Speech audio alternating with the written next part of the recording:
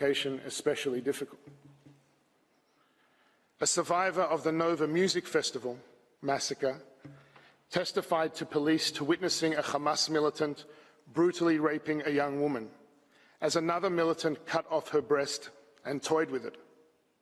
A second militant then raped her again, shooting her in the head while still inside her.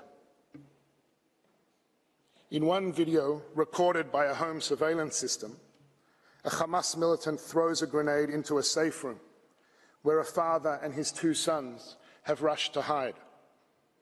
The father is killed. The two sons are injured and bleeding as a militant pulls them into the living room. One child can be heard screaming to his brother, "Why am I alive?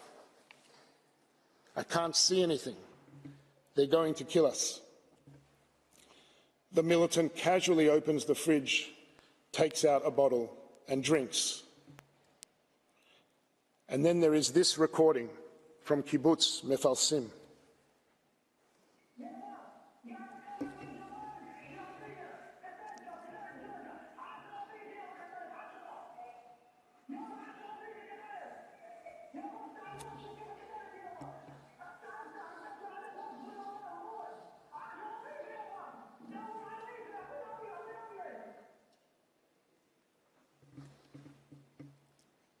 As stated, none of these atrocities absolve Israel of its obligations under the law. But they do enable the court to appreciate three core aspects of the present proceedings, which the applicant has obscured from view. First, that if there have been acts that may be characterized as genocidal, then they have been perpetrated against Israel. If there is a concern about the obligations of states under the Genocide Convention, then it is in relation to their responsibilities to act against Hamas's proudly declared agenda of annihilation, which is not a secret and is not in doubt. The annihilationist language of Hamas's charter is repeated regularly by its leaders, with the goal, in the words of one member of Hamas's political bureau, of the cleansing of Palestine of the filth of the Jews. It is expressed no less chillingly in the words of senior Hamas member Razi Hamad to Lebanese television on October 24, 2023, who refers to the October 7th attacks, what Hamas calls the Al-Aqsa flood, as follows.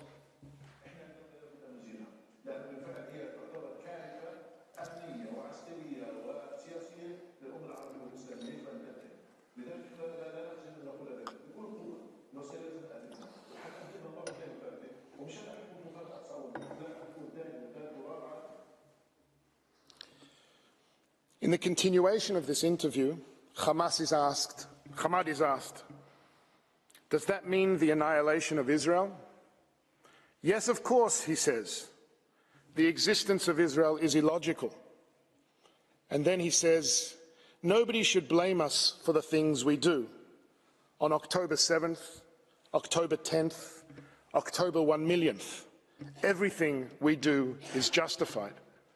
End quote. Given that on October 7th, before any military response by Israel, South Africa issued an official statement blaming Israel for, quote, the recent conflagration, essentially blaming Israel for the murder of its own citizens. One wonders whether the applicant agrees.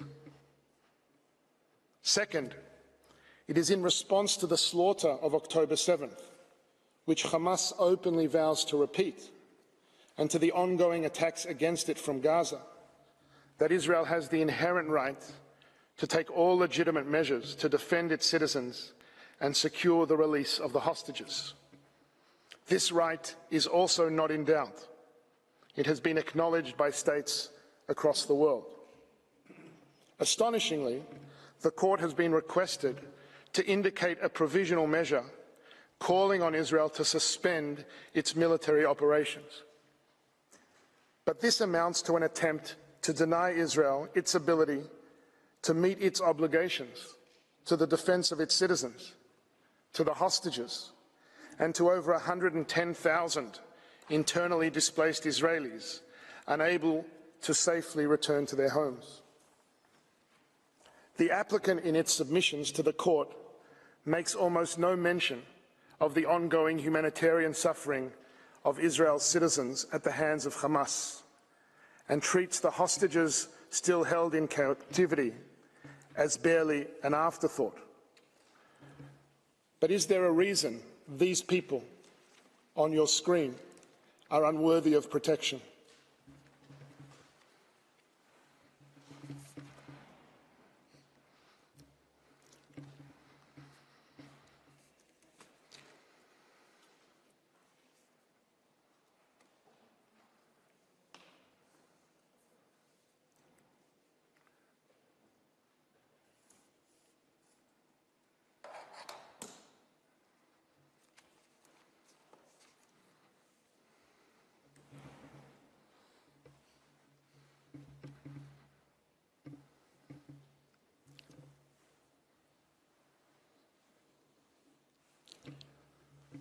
Hamas is not a party to these proceedings.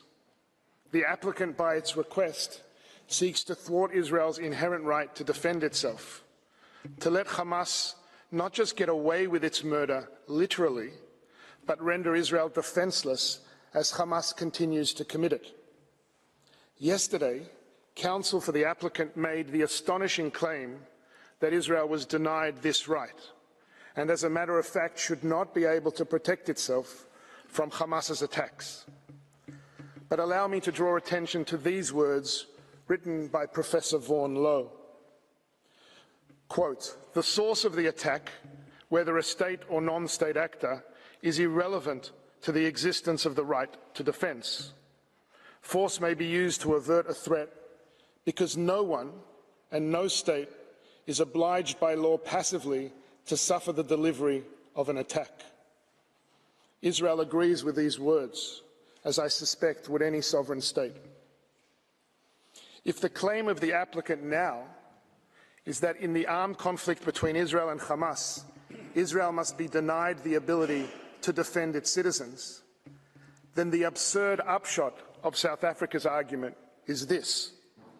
Under the guise of the allegation against Israel of genocide, this court is asked to call for an end to operations against the ongoing attacks of an organization that pursues an actual genocidal agenda, an organization that has violated every past ceasefire and used it to rearm and plan new atrocities, an organization that declares its unequivocal resolve to advance its genocidal plans. That is an unconscionable request, and it is respectfully submitted that it cannot stand. Third, the court is informed of the events of October 7th because if there are any provisional measures that should appropriately be indicated here, they are indeed with respect to South Africa. It is a matter of public record that South Africa enjoys close relations with Hamas, despite its formal recognition as a terrorist organization by numerous states across the world. These relations have continued unabated even after the October 7th atrocities. South Africa has long hosted and celebrated its ties with Hamas figures, including a senior Hamas delegation that, incredibly, visited the country for a, quote, solidarity gathering just weeks after the massacre. In justifying instituting proceedings, South Africa makes much of its obligations under the Genocide Convention. It seems fitting, then, that it be instructed to comply with those obligations itself, to end its own language of delegitimization of Israel's existence, end its support for Hamas, and use its influence with this organization so that Hamas permanently ends its campaign of genocidal terror and releases the hostages. Madam President, members of the court, the hostilities between Israel and Hamas have exacted a terrible toll on both Israelis and Palestinians. But any genuine effort to understand the cause of this toll must take account of the horrendous reality created by Hamas within the Gaza Strip. When Israel withdrew all its soldiers and civilians from Gaza in 2005, it left a coastal area with the potential to become a political and economic success story. Hamas's violent takeover in 2007 changed all that. Over the past 16 years of its rule, Hamas has smuggled countless weapons into Gaza and has diverted billions in international aid, not to build schools, hospitals, or shelters to protect its population from the dangers of the attacks it launched against Israel over many years, but rather to turn massive swaths of the civilian infrastructure into perhaps the most sophisticated terrorist stronghold in the history of urban warfare. Remarkably, counsel for the applicant described the suffering in Gaza as unparalleled and unprecedented, as if they are unaware of the utter devastation wrought in wars that have raged just in recent years around the world. Sadly, the civilian suffering in warfare is not unique to Gaza. What is actually unparalleled and unprecedented is the degree to which Hamas has entrenched itself within the civilian population and made Palestinian civilian suffering an integral part of its strategy. Hamas has systematically and unlawfully embedded its military operations, militants and assets throughout Gaza, within and beneath densely populated civilian areas. It has built an extensive warren of underground tunnels for its leaders and fighters, several hundred miles in length, throughout the Strip, with thousands of access points and terrorist hubs located in homes, mosques, UN facilities, schools, and perhaps most shockingly, hospitals. This is not an occasional tactic. It is an integrated, pre-planned, extensive and abhorrent method of warfare, purposely and methodically murdering civilians, firing rockets indiscriminately, systematically using civilians' sensitive sites and civilian objects as shields, stealing and hoarding humanitarian supplies, allowing those under its control to suffer so that it can fuel its fighters and terrorist campaign. The appalling suffering of civilians, both Israeli and Palestinian, is first and foremost the result of this despicable strategy. The horrible cost of Hamas not only failing to protect its civilians, but actively sacrificing them for its own propaganda and military benefit. And if Hamas abandons this strategy, releases the hostages, lays down its arms, the hostilities and suffering would end. Madam President, members of the Court, there are many distortions in the applicant's submission to the Court, but as shall be demonstrated by counsel, there is one that overshadows them all. In the applicant's telling, it is almost as if there is no intensive armed conflict taking place between two parties at all. No grave threat to Israel and its citizens, only an Israeli assault on Gaza. The Court is told of widespread damage to buildings, but it is not told, for example, how many thousands of those buildings were destroyed because they were booby-trapped by Hamas. How many became legitimate targets because of the strategy of using civilian objects and protected sites for military purposes? How many buildings were struck by over 2,000 indiscriminate terrorist rockets that misfired and landed in Gaza itself? The Court is told of over 23,000 casualties, as the applicant repeats, as many have, unverified statistics provided by Hamas itself, hardly a reliable source. Every civilian casualty in this conflict is a human tragedy that demands our compassion. But the Court is not told how many thousands of casualties are in fact militants, how many were killed by Hamas fire, how many were civilians taking direct part in hostilities, and just how many are the result of legitimate and proportionate use of force against military targets, even if tragic. And the court is also told of the dire humanitarian situation in Gaza. But it is not told of Hamas's practice of stealing and hoarding aid. It is not told of the extensive Israeli efforts to mitigate civilian harm, of the humanitarian initiatives being undertaken to enable the flow of supplies and provide medical attention to the wounded. The applicant purports to describe the reality in Gaza, but it is as if Hamas and its total contempt for civilian life just do not exist as a direct cause of that reality. Hamas is widely estimated to have over 30,000 fighters and is known to bring minors no older than 15 or 16 into its ranks. They are coming for us. But in South Africa's telling, they have all but disappeared. There are no explosives in mosques and schools and children's bedrooms, no ambulances used to transport fighters, no tunnels and terrorist hubs under sensitive sites, no fighters dressed as civilians, no commandeering of aid trucks, no firing from civilian homes, UN facilities, and even safe zones. There is only Israel acting in Gaza. The applicant is essentially asking the court to substitute the lens of armed conflict between a state and a lawless terrorist organization with the lens of a so-called genocide of a state against a civilian population. But it is not offering the court a lens. It is offering it a blindfold. Madam President, members of the court, the nightmarish environment created by Hamas has been concealed by the applicant, but it is the environment in which Israel is compelled to operate.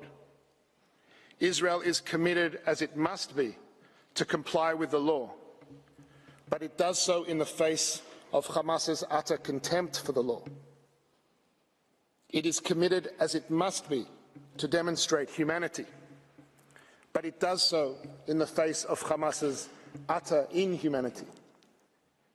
As will be presented by Council, these commitments are a matter of express government policy, military directives and procedures. They are also an expression of Israel's core values. And, as shall also be shown, they are matched by genuine measures on the ground to mitigate civilian harm under the unprecedented and excruciating conditions of warfare created by Hamas. It is plainly inconceivable, under the terms set by this very court, that a state conducting itself in this way, in these circumstances, may be said to be engaged in genocide, not even prima facie. The key component of genocide, the intention to destroy a people in whole or in part, is totally lacking. What Israel seeks by operating in Gaza is not to destroy a people, but to protect a people, its people, who are under attack on multiple fronts, and to do so in accordance with the law, even as it faces a heartless enemy determined to use that very commitment against it. As will be detailed by Council, Israel's lawful aims in Gaza have been clearly and repeatedly articulated by its Prime Minister, its Defence Minister, and all members of the War Cabinet. As the Prime Minister reiterated yet again this week, Israel is fighting Hamas terrorists, not the civilian population. Israel aims to ensure that Gaza can never again be used as a launch pad for terrorism. As the Prime Minister reaffirms, Israel seeks neither to permanently occupy Gaza or to displace its civilian population. It wants to create a better future for Israelis and Palestinians alike, where both can live in peace, thrive and prosper, and where the Palestinian people have all the power to govern themselves, but not the capacity to threaten Israel. If there is a threat to that vision, if there is a humanitarian threat to the Palestinian civilians of Gaza, it stems primarily from the fact that they have lived under the control of a genocidal terrorist organization that has total disregard for their life and well-being. That organization, Hamas, and its sponsors seek to deny Israel, Palestinians, and Arab states across the region the ability to advance a common future of peace, coexistence, security, and prosperity.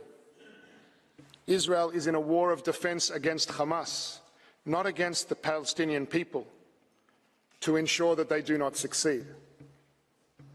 In these circumstances, there can hardly be a charge more false and more malevolent than the allegation against Israel of genocide. The applicant has regrettably engaged in a transparent attempt to abuse the Convention's compulsory jurisdiction mechanism, and in particular the provisional measures phase of proceedings, to bring under the purview of the court matters over which, in truth, it lacks jurisdiction.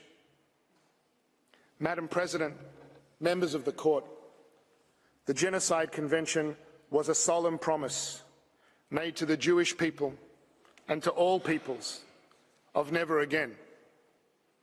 The applicant, in effect, invites the court to betray that promise. If the term genocide can be so diminished in the way that it advocates, if provisional measures can be triggered in the way that it suggests, the Convention becomes an aggressor's charter. It will reward, indeed encourage, the terrorists who hide behind civilians at the expense of the states seeking to defend against them. To maintain the integrity of the Genocide Convention, to maintain its promise and the court's own role as its guardian, it is respectfully submitted that the application and request should be dismissed for what they are, a libel designed to deny Israel the right to defend itself according to the law from the unprecedented terrorist onslaught it continues to face, and to free the 136 hostages Hamas still holds. I thank you for your kind attention. May I ask, Madam President, that you call Professor Shaw to the podium. I thank the co-agent of Israel for his statement, and I now invite Professor Malcolm Shah to take the floor. You have the floor, Professor Shah.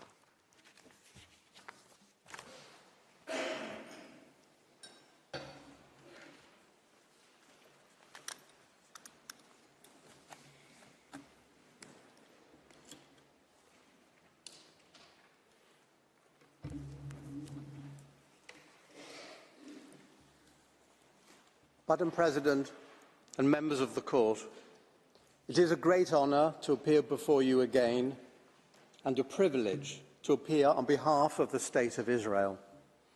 It is my task today to address the issues falling within the general categories of prima facie jurisdiction and the preservation of alleged rights sought to be protected.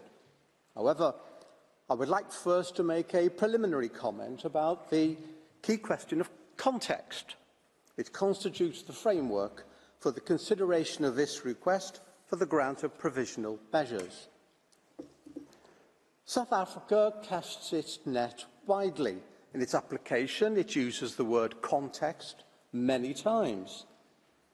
In particular, it declares that it is important to place the acts of genocide in the broader context of Israel's conduct towards the Palestinians during its 75-year-long apartheid.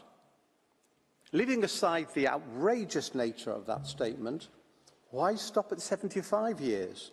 Why not refer to 1922 and the approval by the Council of the League of Nations of the British Mandate? Or 1917, the proclamation of the Balfour Declaration? Maybe also include the entry into the land of Israel of the Israelite tribes some 3,500 years ago. No. The immediate and proximate context for the specific allegations of genocide claimed by South Africa lies in the events of the 7th of October, when Hamas militants and other armed groups and individuals stormed into the internationally recognized sovereign territory of Israel and committed acts of barely credible atrocity. It was these events that truly constitute the real context for South Africa's allegations. Indeed, such acts may be seen as the real genocide in this situation. As the President of the European Commission put it on the 19th of October, there was no limit to the blood Hamas terrorists wanted to spill. They went home by home. They burned people alive. They mutilated children and even babies. Why? Because they were Jews. Because they were living in the state of Israel. And Hamas's explicit goal is to eradicate Jewish life from the Holy Land. These terrorists, supported by their friends in Tehran, will never stop. And so Israel has the right to defend itself in line with humanitarian law. Of course, these atrocities do not justify violations of the law in reply, still less genocide. But they do justify, mandate even, the exercise of the legitimate and inherent right of a state to defend itself, as enshrined in the UN Charter and under customary international law. To put an end to the continuing attacks against it and to prevent them from succeeding, a threat that has been made explicitly by Hamas and repeated, and it is thus real and imminent. This context is critical, for it shows that the true nature of the situation as it has unfolded, particularly the 7th of October, is that of an armed conflict. A heavily armed militia and its allies precipitated egregious hostilities, and the consequences lie everywhere. The point is this: armed conflict, even when fully justified and conducted lawfully, is brutal and costs lives, particularly when the militia in question specifically targets civilians and civilian facilities, and when it is patently unconcerned about causing civilian casualties on its own side. The conflict is also regulated by law, the rules and principles of international humanitarian law under the Hague Regulations, the Geneva Conventions of 1949, and customary international law. These are well developed and applicable and are fully respected by Israel. Such rules cover permitted activities under international humanitarian law, where civilian damage and loss, always to be regretted, are caused in the legitimate pursuit of military objectives through to the violation of the law, being grave breaches of the Geneva Conventions and up to war crimes and crimes against humanity. However, the only category before this court is genocide. Not every conflict is genocidal. The crime of genocide in international law and under the Genocide Convention in international law is a uniquely malicious manifestation. It stands alone amongst the violations of international law as the epitome and zenith of evil. It has been described correctly as the crime of crimes, the ultimate in wickedness. Indeed, the court itself emphasised in its order of the 2nd of June 1999 that the threat or use of force cannot in itself constitute an act of genocide within the meaning of Article 2 of the Geneva Convention, and particularly instant bombing, as lacking the element of intent in the circumstances. To put it another way, if claims of genocide were to become the common currency of armed conflict, whenever and wherever that occurred, the essence of this crime would be diluted and lost.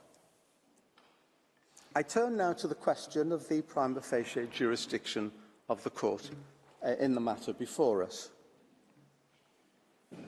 Article 9 of the Genocide Convention, to which both states are parties without reservation, makes the court's jurisdiction conditional on the existence of a dispute relating to the interpretation, application, or fulfilment of the Convention. And the relevant date for determining the existence of such a dispute is the date on which the application is submitted to the court. Whether or not a dispute in these terms exists at the time of the filing of the application is a matter for objective determination by the court. It is a matter of substance and not a question of form or procedure. The court will take into account, in particular, any statements or documents exchanged between the parties, as well as any exchanges made in multilateral settings, the court has said. The key point here is the use of the term exchange between the parties. Unilateral assertion does not suffice. There needs to be some element of engagement between the parties.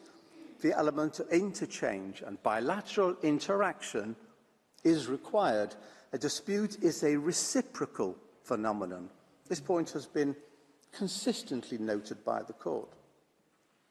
For example, the court reaffirmed in the Myanmar case the view that it had expressed earlier, that in order for a dispute in the sense of Article 9 to exist, it must be shown that the claim of one party is positively opposed by the other. The court further referred in the Marshall Islands cases to the need that the respondent should not be deprived of the opportunity to react before the institution of proceedings to the claim made against its own conduct. Where a state makes an assertion concerning the conduct of another state, it must thus give the latter a reasonable opportunity to respond before resorting to litigation, particularly in a matter of such severity as an accusation of genocide, and particularly before a court of this standing. And it behoves that state to provide supporting evidence of some credibility. Here, South Africa cites only a couple of general public statements by Israel, referencing merely a press report by Reuters and a publicity release from the Israeli Ministry of Foreign Affairs. These responses were not addressed directly or even indirectly to South Africa. There is no evidence of positive opposition as required by the court. Further, South Africa cites no relevant exchange between the parties, which would be the normal fashion for the expression and determination of a dispute between states. This actually typifies how South Africa has approached this matter. It seems to believe that it does not take two to tango. It is sufficient if one state determines there is a dispute, leaving the other party flummoxed. Professor Dugard explains that South Africa had voiced its concerns in the Security Council and in public statements, and had further referred the matter to the International Criminal Court. At that point, he says, it became clear there was a serious dispute between the two states. The court has emphasized that in the case of statements made by one state in a multilateral forum, the court must give particular attention inter alia to the content of a party statement and to the identity of the intended addressees in order to determine whether that statement, together with any reaction thereto, show that the parties before it held clearly opposite views. South Africa's actions were insufficient Indeed, in the Marshall Islands cases, the court, referring specifically to a statement made at a conference, noted that it did not call for a specific reaction by the UK, and thus no opposition of views can be inferred from the absence of any such reaction. Specific reaction. It is thus disingenuous for Professor Dugard to conclude that Israel must have been aware from South Africa's public statements, démarche and referral to the ICC of Israel's genocidal acts, that a dispute existed between the two states. This is not a dispute, it is a unispute, a one-sided clapping of hands. Professor Dugard perhaps tries to retrieve the situation by declaring that special considerations apply to the existence of disputes concerning Article 9, without telling us what those conditions could possibly be. We come now to the rather bizarre story of the exchange of note verbal. Professor Dugard would have us believe that such exchanges are merely a matter of courtesy, of little real consequence. This is not the normal understanding of such notes and their importance in international relations, but he says this for a reason, as we shall see. South Africa instituted proceedings against Israel on the 29th of December. In its long recital, the application notes that on the 21st of December, South Africa sent a note verbal to Israel raising its concerns about genocide in Gaza. The application further states that Israel has not responded directly to South Africa's note verbal. This is incorrect. Israel did indeed respond that very day, informing South Africa that the note verbal has been forwarded to Capital and that a response was expected shortly. South Africa confirmed the next day that it had received the message. On the 26th of December, the Director General of Israel's Ministry of Foreign Affairs proposed to his counterpart in the Department of International Relations and Cooperation of South Africa by text to schedule a meeting at his earliest convenience in order to discuss the issues raised. On the 27th of December, the embassy sent to South Africa by email a note verbal suggesting a meeting of respective Directors General at the earliest convenience in order to discuss the issues raised. An attempt by the embassy to hand-deliver the note was refused due to a national holiday, and the South African Department of International Relations specifically advised the embassy on the 28th of December to hand-deliver the note on the 2nd of January. The application was instituted on the 29th of December. This was an attempt by the State of Israel, in good faith, to open a dialogue and discuss South Africa's concerns.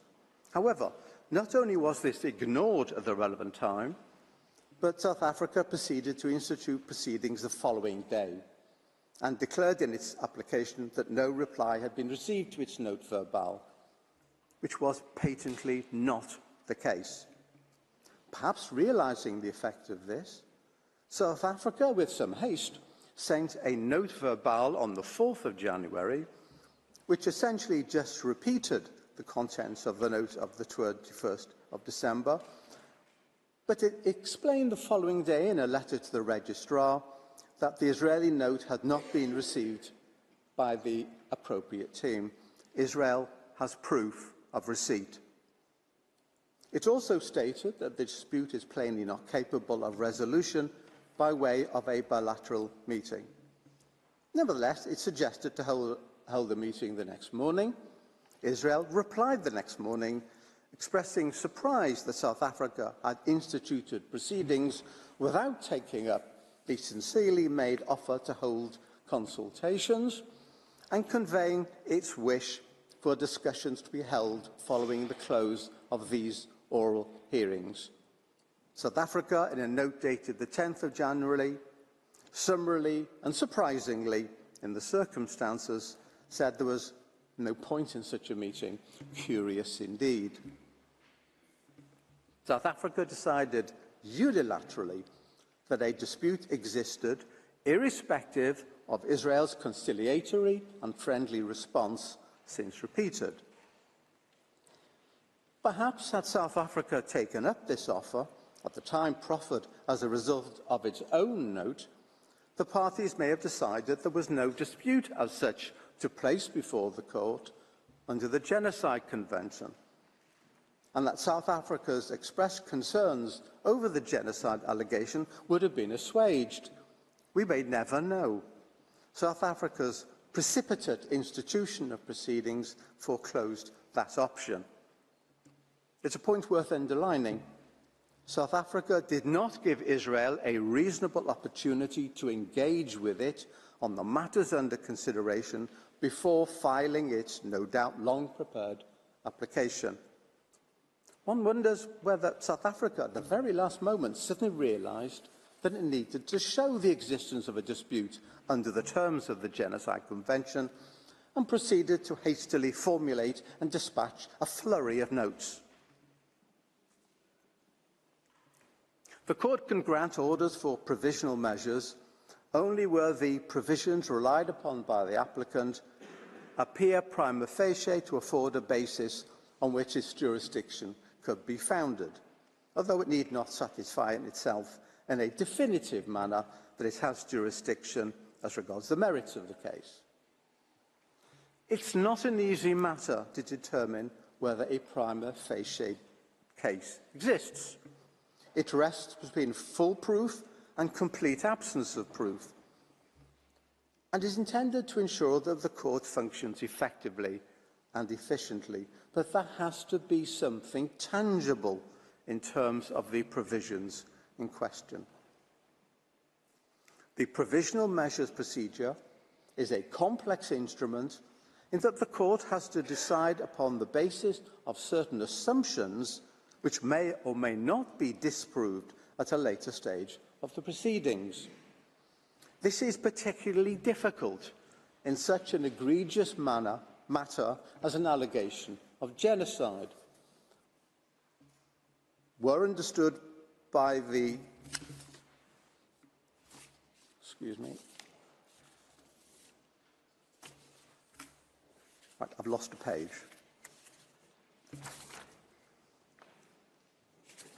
Okay. Well, the standard of proof at the merit stage is high, the court having made it clear that claims against a state involving charges of exceptional gravity must be proved by evidence that is fully conclusive. That is not the case, of course, at the provisional measures stage, but it's also not negligible. The court is asked to grant, in this case, a number of measures that in effect assume that the party in question is committing genocide. As Mr. Staker will show later this morning, mud is thrown at a stage before conclusive proof, and it may stick even if the accusation is comprehensively disproved at the merits phase, as we expect. A serious political and security price may be paid by the grantee of such measures, even though it may later be shown to be completely unwarranted. This must surely require that the court acts with caution and understanding, particularly in evaluating the components of the allegation in law. Provisional measures are intended to constitute a shield and not a sword, to preserve, not undermine, rights. We have shown that one element of Article 9, that of the need to demonstrate the existence of a dispute, as understood by the court in the light of its case law, is lacking. The second element concerns the question as to whether the act complained of by the applicant can be seen as falling within the provisions of the Convention. The court has noted that only at the merit stage can it be determined whether the provisions in question of the Convention have been violated. To accomplish this, the necessary specific intent to destroy in whole or in part a national, ethnical, racial or religious group as such has to be proved. However, this cannot be read as a complete rejection of consideration of the intent criterion for current purposes. The court in the Myanmar case noted that a finding of violations at the merit stage notably depends on the existence of intent, notably, not exclusively. Myanmar is not a ruling that intent is irrelevant in a consideration of prima facie jurisdiction. It is a ruling that, in conclusion as to whether or not violations have actually occurred, is a matter for the merits which notably depends on an assessment of intent. This clearly leaves open the possibility that intent is indeed a factor in determining prima facie jurisdiction in provisional measures proceedings. This also comports with the logic of the situation. The Act's elements of the definition of genocide are listed in Article 2, and for present purposes there is no need to go through them.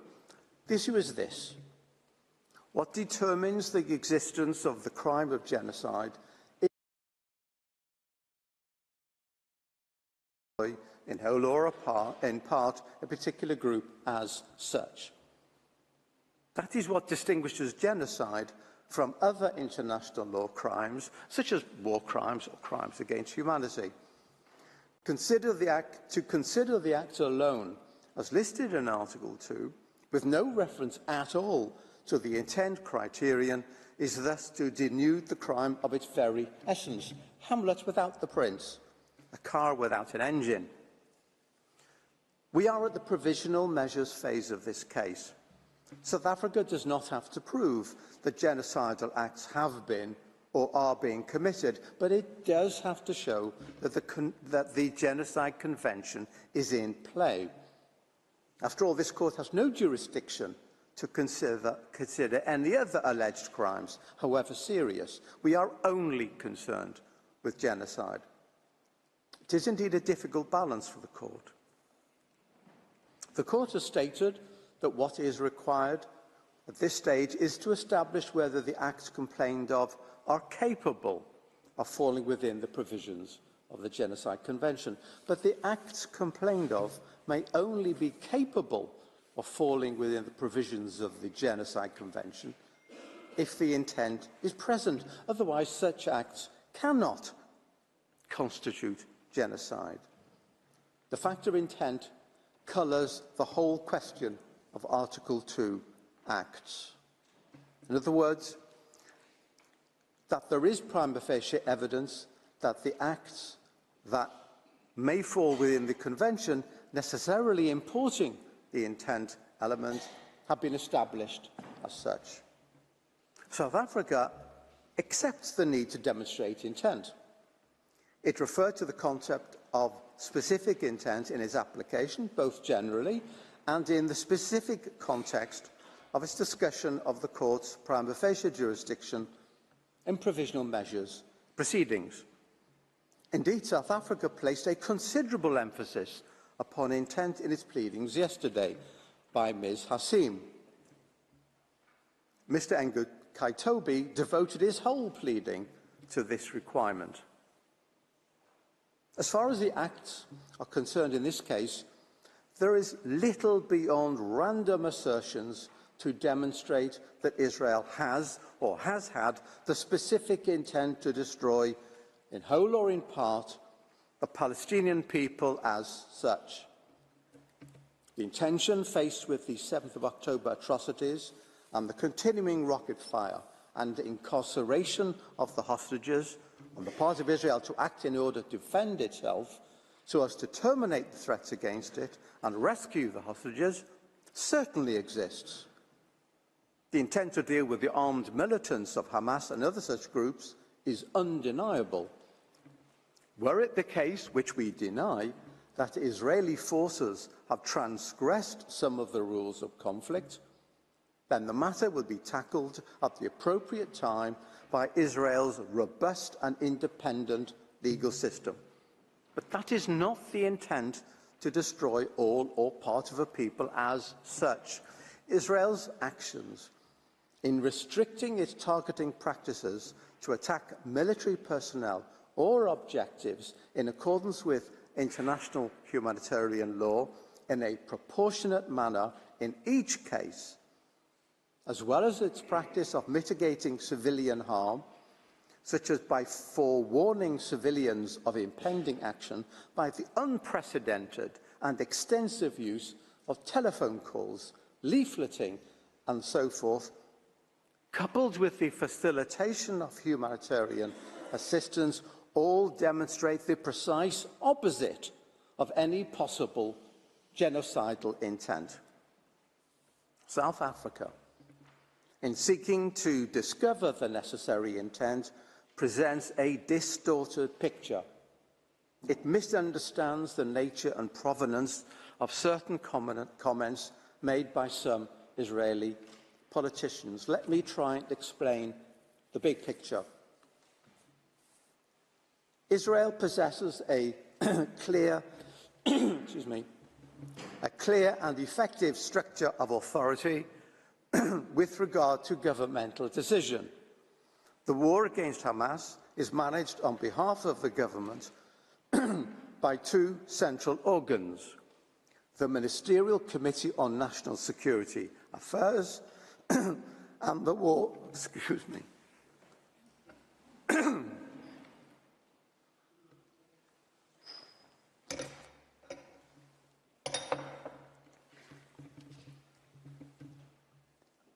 and the War Cabinet, the latter established for the purpose of managing the war by the former.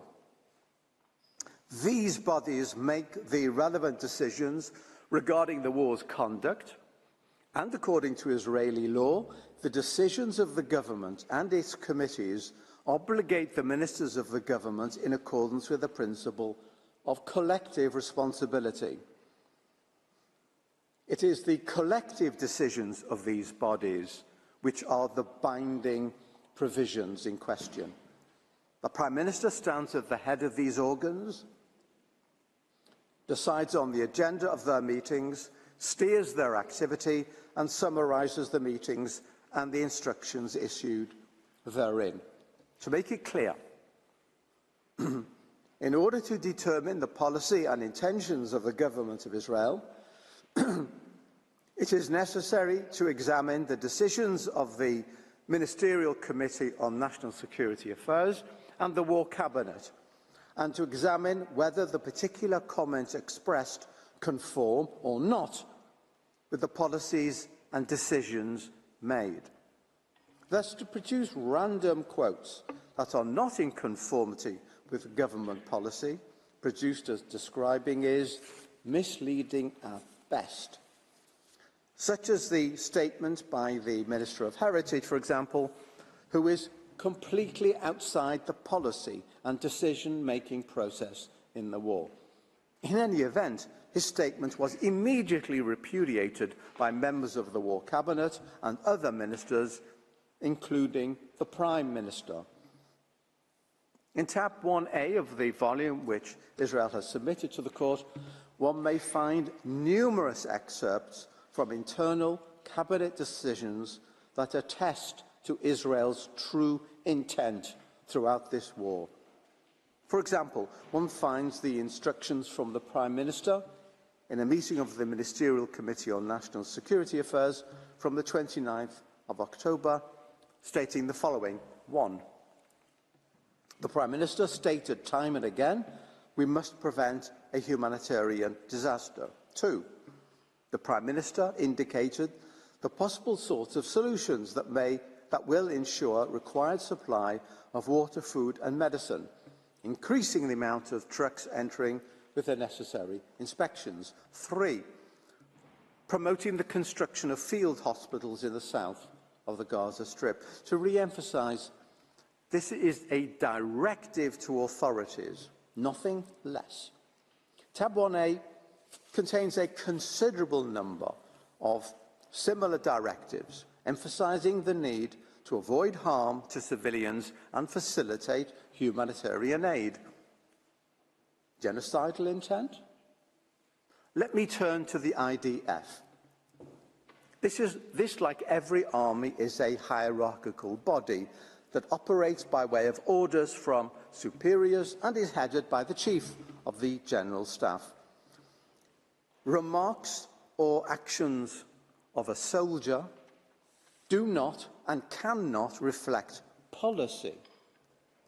In tab 1B, one may find a daily operational directive, which I understand is repeated day by day, issued by the Operations Directorate of the IDF, stating that attacks will be solely directed towards military targets while adhering to the principles of distinction, proportionality, and the obligation taking precautions in attacks in order to reduce collateral damage.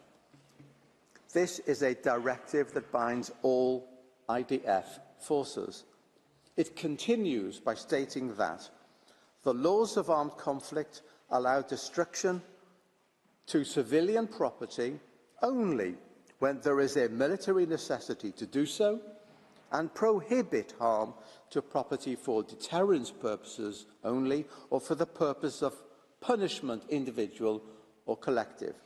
It emphasises that it is necessary to treat enemy civilians with respect. They should not be treated in a humiliating manner, and civilians should not be used for the purpose of performing activities that might put them under risk to their life or their body. This is a mandatory instruction effective since the start of the war. Tab 1B contains many similar provisions, which are themselves only an illustration of many other such directives, orders and procedures. Further, on the 28th of October, the Prime Minister publicly declared that the IDF is doing everything possible to avoid harming those not involved, while on the 18th of November, he declared that, first of all and above all else, Israel acts according to the laws of war. This is how our army works. The Minister of Defence publicly stated it on the 29th of October that we are not fighting the Palestinian multitude and the Palestinian people in Gaza, and declared on the 13th of November that our war is against the Hamas terrorist organisation, not the people of Gaza. Again, the President of Israel declared on the 12th of October that we are working, operating militarily according to rules of international law, period, unequivocally. We have collated numerous such statements by the President, by the Prime Minister, by the Minister of Defence, by the IDF spokesperson and others in tab 2 of our volume. Since this is such a critical part of South Africa's thesis, permit me to refer to two further statements by the Prime Minister. I start with the most recent, 10th of January. Israel has no intention of permanently occupying Gaza or displacing its civilian population. Israel is fighting Hamas terrorists, not the Palestinian population, and we are doing so in full compliance with international law. The IDF is doing its utmost to minimise civilian casualties, while Hamas is doing its utmost to maximise them by using Palestinian civilians as human shields. The IDF urges Palestinian civilians to leave war zones by disseminating leaflets, making phone calls, providing safe passage corridors, while Hamas prevents Palestinians from leaving at gunpoint and often with gunfire. Our goal is to rid Gaza of Hamas terrorists and free our hostages. Once this is achieved, Gaza can be demilitarized and de-radicalized, thereby creating a possibility for a better future for Israel and Palestinians alike. On 23rd of November, Prime Minister Netanyahu declared that any civilian death is a tragedy, anyone. And to avoid them, what you do is first you try and get the civilian out of harm's way. And that's exactly what we did. There are many more of the same. Any careful review of the official and binding policy decisions made by the relevant authorities in Israel since the outbreak of the war clearly evidence that such decisions lack any genocidal intent. The contrary is true. They are indicative of the consistent and relentless commitment of Israeli relevant authorities to mitigate civilian harm and alleviate civilian suffering in Gaza. Some of the comments to which South Africa refers are clearly rhetorical, made in the immediate aftermath of an event which severely traumatized Israel, but which cannot be seen as demanding genocide. They express anguish and the necessity to restore control over Israel's own territory under severe threat and safety to its citizens.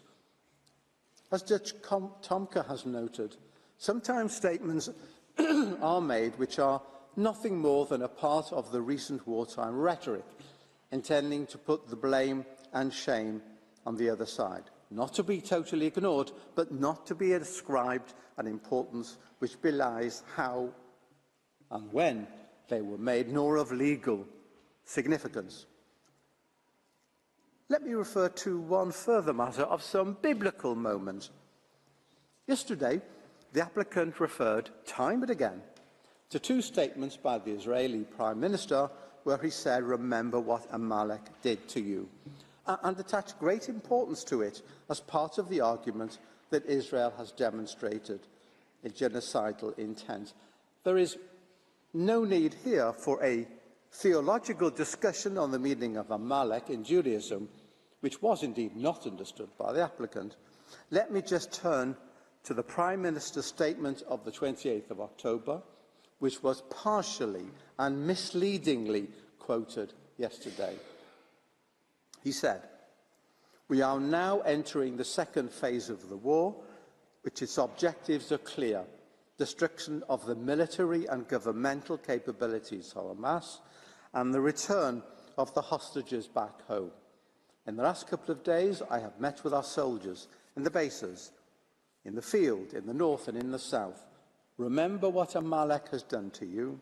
We remember and we are fighting. In front of our brave and hero soldiers, there is one prior mission: to defeat the murderous enemy and secure our existence in our land. The IDF is the most moral army in the world. The IDF does everything to avoid harming the uninvolved."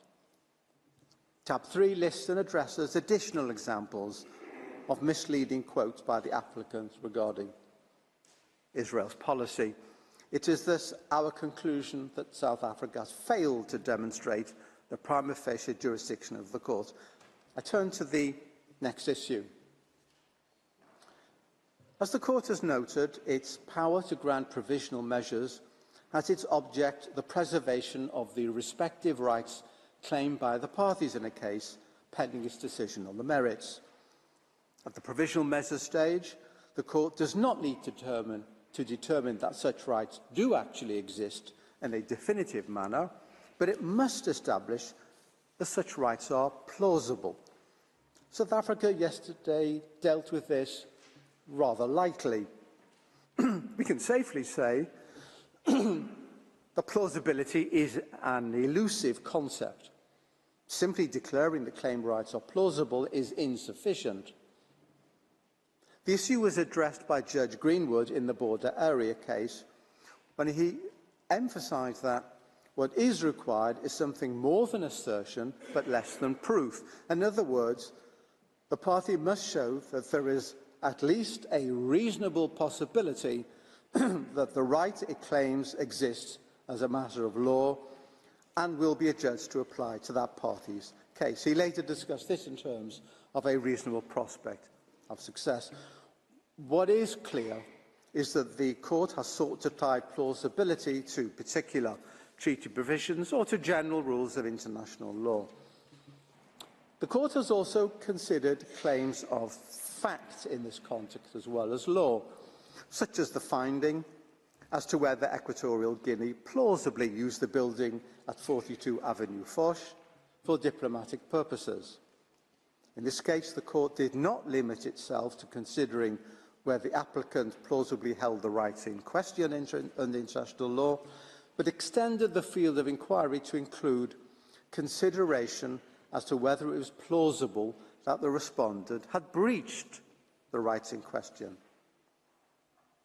This approach appears also in Ukraine and Russia, where the court concluded that, on the basis of the evidence presented by the parties, it appears that some of the acts complained of by Ukraine fulfill this condition of plausibility. In other words, the court was prepared to consider not only the question of the plausibility of rights,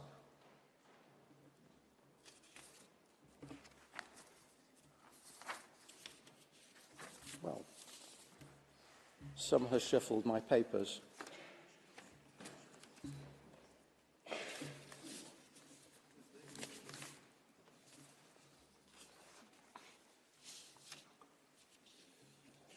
Well, but also the question of the possible breach of such rights. The power of the court to indicate provisional measures under Article 41 of the statute has its object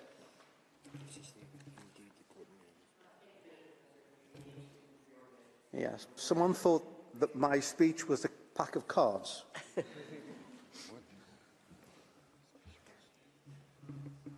Indeed, in the Jadav case, my apologies, the court was prepared to examine evidence as to the existence of asserted rights and whether, as a matter of fact, the violations had plausibly happened. The final point to be made in this section of my pleading is simply to underline the obvious point that the court needs to consider the relevant respective rights of both parties, the respondent as well as the applicant. Article 41 provides that the purpose of the provisional measures is to preserve the rights of either party. I would note the court order of the 16th of March 2022 in Ukraine, Russia, stating that the power of the court to indicate provisional measures has as its object the preservation of the respective rights claimed by the parties. And further quote the comment in the Myanmar case that the function of provisional measures is to protect the respective rights of either party pending its final decision. This mutual protection or balancing criterion in the light of the rights of both parties is intended to prevent either party being placed in a situation of disadvantage and to ensure that irreparable prejudice will not be caused to either party. I will look briefly at the relevant rights of both parties here. As regards the applicant, I make three simple and brief points. First, South Africa has presented a confusing and a partial recital of the facts. This will be discussed later this morning by Ms. Rajwan. Secondly, that the appropriate legal framework for this tragic situation is that of international humanitarian law. Thirdly, that Israel's efforts both to mitigate harm when conducting operations, as well as its efforts to alleviate suffering through humanitarian activities, have gone relatively unnoticed and dispel, or at the very least mitigate, against any allegation of genocidal intent. As from Israel's withdrawal of its civilian and military presence from Gaza in 2005, which brought an end to its belligerent occupation, and the violent coming to power of Hamas in 2007, a situation of conflict has existed, with Hamas firing rockets at Israeli towns and villages unceasingly. However, the attack on Israel on the 7th of October was qualitatively different from all that went before. The truth is that if there has been any genocidal activity in this situation, it was the events of 7th of October. Acts and intent can and have been adequately demonstrated. But Hamas, recognised as a terrorist group by at least 41 states, including the US, the UK, all members of the EU, Canada, Australia, Saudi Arabia, Japan and Colombia, is not before the court. Only South Africa, a third party that is not involved in the armed conflict, appears. Nevertheless, as South Africa has pointed out, complicity in genocide is in play. States that supported, condoned, praised or glorified the events of the 7th of October, both at the time and later, stand guilty of a violation of Article 3E of the Convention as being complicit in genocide, and indeed of the duty to prevent genocide under Article 1. And as the agent has pointed out, South Africa has given succour and support to Hamas, at the least. Clearly of relevance to a discussion of the situation is the facilitation of humanitarian assistance, something that hardly sits well with accusations of genocidal intent. As my colleagues will demonstrate, Israel's activities in this area need to be addressed and not swept aside, as South Africa seeks to do. Prime amongst the rights of the respondent that are critical to any legal evaluation of the situation is the inherent right of any state to defend itself, embedded in customary international law and enshrined in the UN Charter. This right, afforded to states, reaffirms and underlines the responsibility of all states towards their citizens and marks the acceptance by the international community of the political reality and legal confirmation that states, when attacked, may legitimately respond in a forceful and proportionate manner. Professor Lowe yesterday sought to maintain that Israel has no right to self-defence in this situation.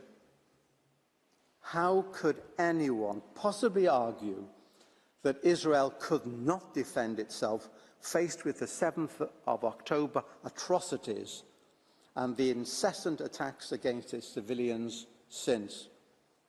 Indeed, a very wide range of states has acknowledged the right of self-defence here, ranging from the UK to the US, France, Germany, Italy, Canada, Japan, Ghana and Guatemala, and others. Israel bears the responsibility to exercise its protection over its citizens, not only those constantly subjected to bombardment from Gaza, but also and critically with regard to those captured and held hostage as a result of the 7th of October outrage. These rights exist and cannot be disregarded. Of course, Israel does not have any right to violate the law, still less to commit genocide, and indeed it does not, but it does have every right to act to defend itself in accordance with the rules and principles of international law, and so it has done. A link has to be established between the rights asserted and the provisional measures requested, and this issue will be addressed by Mr. Staker. And he will show that the measures proposed go far beyond the protection of the rights asserted. Madam President, members of the Court, this is an important case. Allegations have been made which verge on the outrageous. The attack by Hamas on 7th of October, with its deliberate commission of atrocities, clearly falls within the statutory definition of genocide. Israel's response was and remains legitimate and necessary. It acted and continues to act in a manner consistent with international law. It does so not in an unrestrained manner, but in investing unprecedented efforts in mitigating civilian harm at a cost to its operations, as well as alleviating hardship and suffering with investment of resources and efforts. There is no genocidal intent here. This is no genocide. South Africa tells us only half the story. Israel is guilty of genocide. We cannot deal with Hamas. Only Israel must be stopped from protecting its citizenry and eliminating the egregious threat that is Hamas. We cannot deal with Hamas. Meanwhile, we must bind the arms of the State of Israel. Hamas is for some other body. I conclude. First, the core of genocide is intent. Without intent, there can be no genocide in law. It is true for the merits. It is equally true for provisional measures. Any prima facie consideration, indeed, of intent, even at this preliminary stage, will only demonstrate its absence from Israel's activities. Second, there is here no dispute under the Genocide Convention as at the time of submission of the application, as alleged by South Africa and as required for prima facie jurisdiction. Indeed, South Africa's own precipitate activities with notes over recent weeks demonstrates the lack of its confidence in this respect, and that is telling. Thirdly, the rights to be protected in the provisional measures procedure cover not just the applicant, but also the respondent, and chief amongst these rights is that of the right and obligation to act to defend itself and its citizens. This must be considered and weighed by the court as against the false accusations levelled at Israel. Madam President, members of the court, thank you for your kind attention. I would ask you to call Madame Rajovan at your convenience. Thank you, Professor Shah. Before I give the floor to the next speaker, the court will observe a coffee break of 10 minutes. The sitting is adjourned.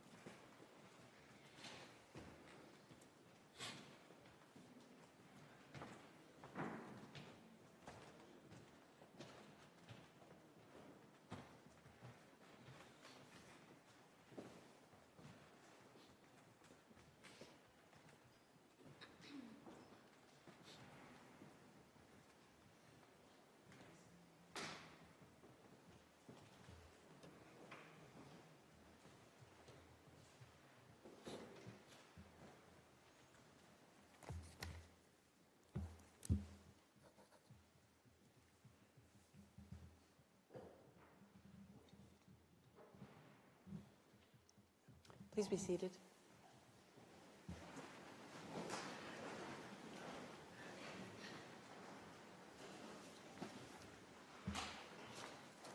The sitting is resumed, and I now give the floor to Ms. Galit Ragwan. You have the floor.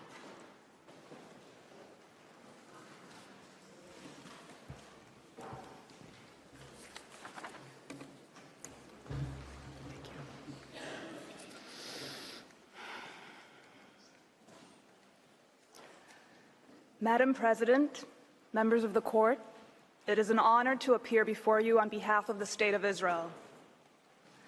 As Professor Shah noted, at this stage, South Africa does not need to prove that genocidal acts have been or are being committed. But it does have to show that the Genocide Convention is actually relevant. It has to show some level of acts and some level of intent. Professor Shah has spoken to the issue of express intent. It is my task to speak to the circumstances of Israel's actions. Israel cannot possibly comprehensively address today all of the allegations made in South Africa's application in this regard.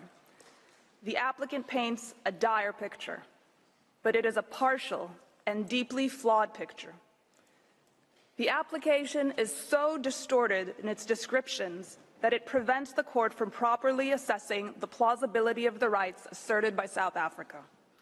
Plausibility cannot be determined based on the unsubstantiated allegations of one party to the proceedings alone, if Article 41 of the court statute is to have any meaning. In the time available, I will address three aspects of reality on the ground that the applicant has either ignored or misrepresented. First, Hamas's military tactics and strategy.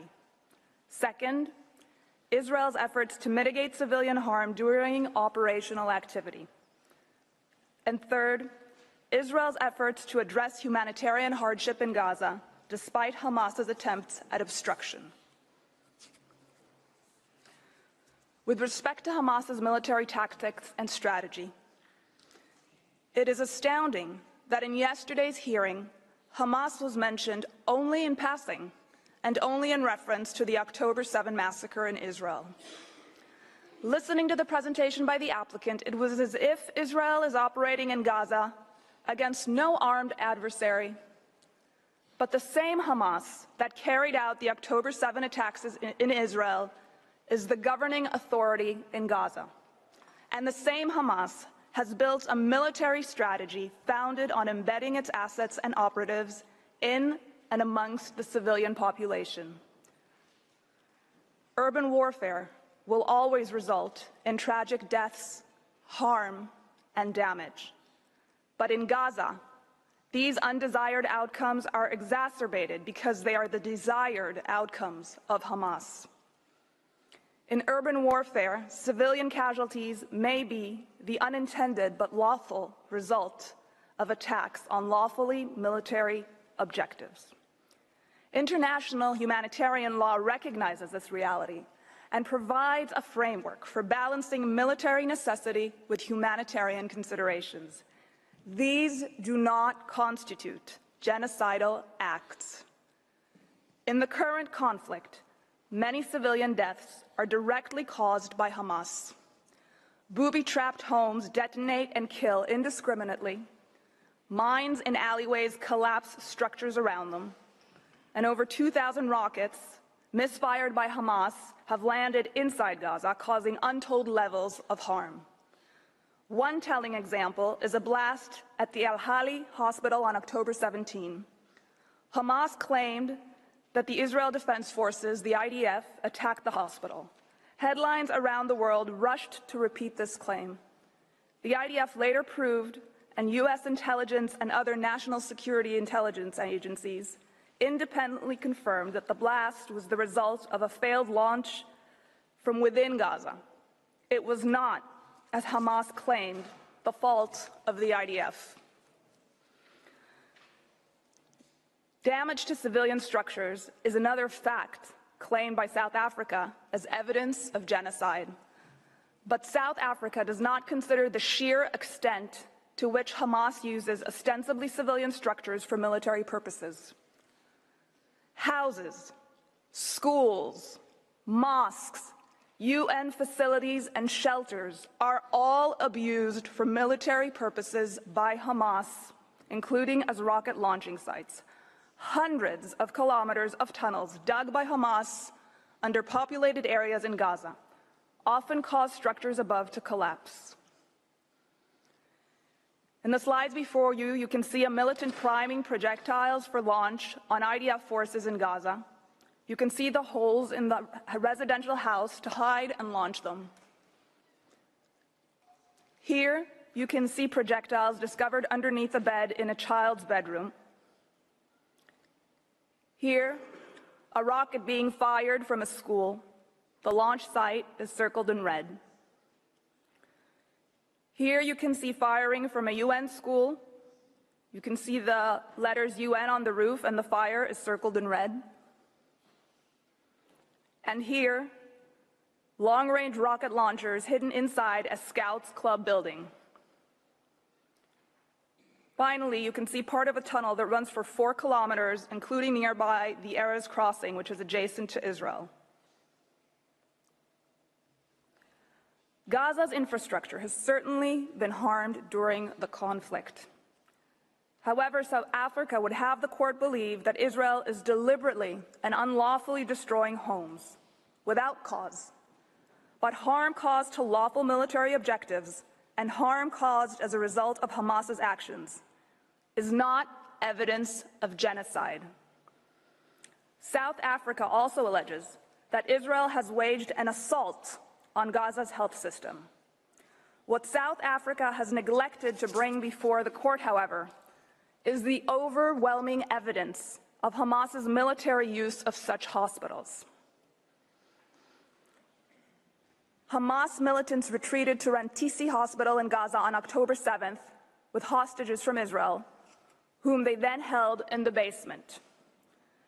In the slide before you, you will see a militant going into Quds Hospital with an RPG.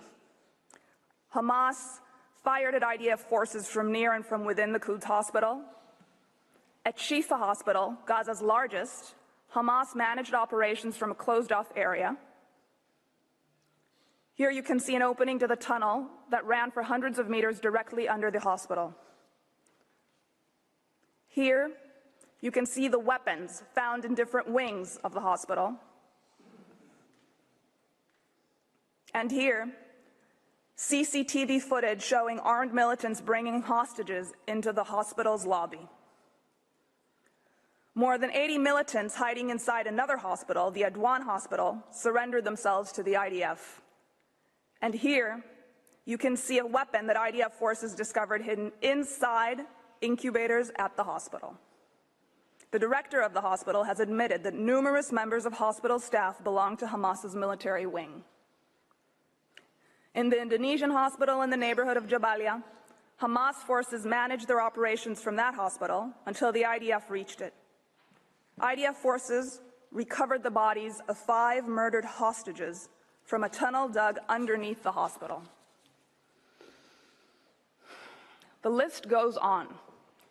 In every single hospital that the IDF has searched in Gaza, it has found evidence of Hamas military use. Israel is acutely aware that because of Hamas's use of hospitals as shields for its military operations, in grave violations of international humanitarian law, patients and staff are at risk. This is why the IDF has reached out to every hospital and offered assistance in relocating patients and staff to safer areas. Hospitals have not been bombed. Rather, the IDF sends soldiers to search and dismantle military infrastructure, reducing damage and disruption. Indeed, the tunnel that sat directly under the main building in Shifa Hospital was exploded without damaging the building above. The IDF then withdrew from the hospital. Yes, damage and harm have occurred as a result of hostilities in hospitals' vicinity, sometimes by IDF fire, sometimes by Hamas, but always as a direct result of Hamas's abhorrent method of warfare. Israel has published plenty of evidence of the extensive misuse by Hamas of medical facilities in direct violations of international humanitarian law. It has brought journalists to see firsthand. It has recorded calls with hospital staffs to coordinate assistance. None of that is mentioned in the application. In fact, the applicant describes the result and asks the court to attribute malicious intent to Israel. But that is only a possible conclusion if one obscures, as the applicant has, Hamas's strategy of turning hospitals into terrorist compounds. The applicant also made much of the fact that force has been even used in humanitarian zones. What the applicant neglected to inform the court, however, was that Hamas has, in its contempt for Palestinian civil life, regularly and deliberately fired from such zones, turning areas of relief into zones of conflict. Here before you, you can see one example of a launch site adjacent to the humanitarian zone, both amplified in larger pictures. And in the next slide, you can see evidence of a rocket launched from next to Gaza's water desalination facility. I now would like to address briefly the second issue, Israel's efforts at mitigation of civilian harm. Here, too, the applicant tells not just a partial story, but a false one. For example, the application presents Israel's call to civilians to evacuate areas of intensive hostilities, quote, as an act calculated to bring about its physical destruction, quote. This is a particularly egregious allegation that is completely disconnected from the governing legal framework of international humanitarian law. Evacuation of civilians is recognized under international humanitarian law as one of the measures that may be implemented to protect civilians from the effects of ongoing hostilities. Indeed, such evacuation may even amount to a duty that the party to the conflict has towards civilians. While temporary evacuation undoubtedly involves hardship and suffering, it is preferable to remaining in areas of intensive hostilities, all the more so when one party makes a concerted effort to use those civilians as shields. The IDF maintains a civilian harm mitigation unit to undertake this task. It works full-time to provide advance notice of areas in which the IDF intends to intensify its activities, coordinate travel routes for civilians, and secure these routes. This unit has developed a detailed map so that specific areas can be temporarily evacuated instead of evacuating entire areas. On the slide before you, you can see that map divided into areas, as well as a screenshot of a video explaining the system in Arabic so civilians may understand it. The IDF also enacts localized pauses in its operations to allow civilians to move. It does this even though Hamas does not agree to do the same, and has even attacked IDF forces securing humanitarian corridors. Excuse me, I have a request from the interpreters that you slow down the pace of your speaking. Could you please do that? Thank you. Of course. Yesterday, South Africa stated that the IDF gave 24 hours notice to civilians in northern Gaza to evacuate. In fact, the IDF urged civilians to evacuate to southern Gaza for over 3 weeks before it started its ground operation. 3 weeks that provided Hamas with advance knowledge of where and when the IDF would be operating. This 3-week period for temporary evacuation is a matter of common knowledge, and the applicant's misrepresentation of this fact is at best an unfamiliarity with the events, and at worst, a desire to tailor its story to a pre-existing narrative. The IDF employs a range of additional measures in accordance with the obligation to take precautionary measures under international humanitarian law. For example, it provides effective advance warnings of attacks where circumstances permit. To date, the IDF has dropped millions of leaflets over areas of expected attacks with instructions to evacuate and how to do so, broadcast countless messages over radio and through social media, warning civilians to distance themselves from Hamas operations, and made over 70,000 individual phone calls, including to occupants of the targets, warning them of impending attacks. This requires time, it requires resources and intelligence, and the IDF invests all of these to save civilian lives. Here you can see the IDF's Arabic Twitter account providing information for civilians to evacuate specific areas, including the location of shelters nearby. Yet the applicant astonishingly claims that these efforts are in themselves genocidal. In other words, a measure intended to mitigate harm to the civilian population, sometimes exceeding the requirements of international humanitarian law, is proof, according to the applicant, of Israel's intent to commit genocide, when in fact it proves the exact opposite. My third topic, with respect to the humanitarian situation. Much attention was given by South Africa to this situation. Despite Israel's efforts to mitigate harm, there is no question that many civilians in Gaza are suffering as a result of the war that Hamas began.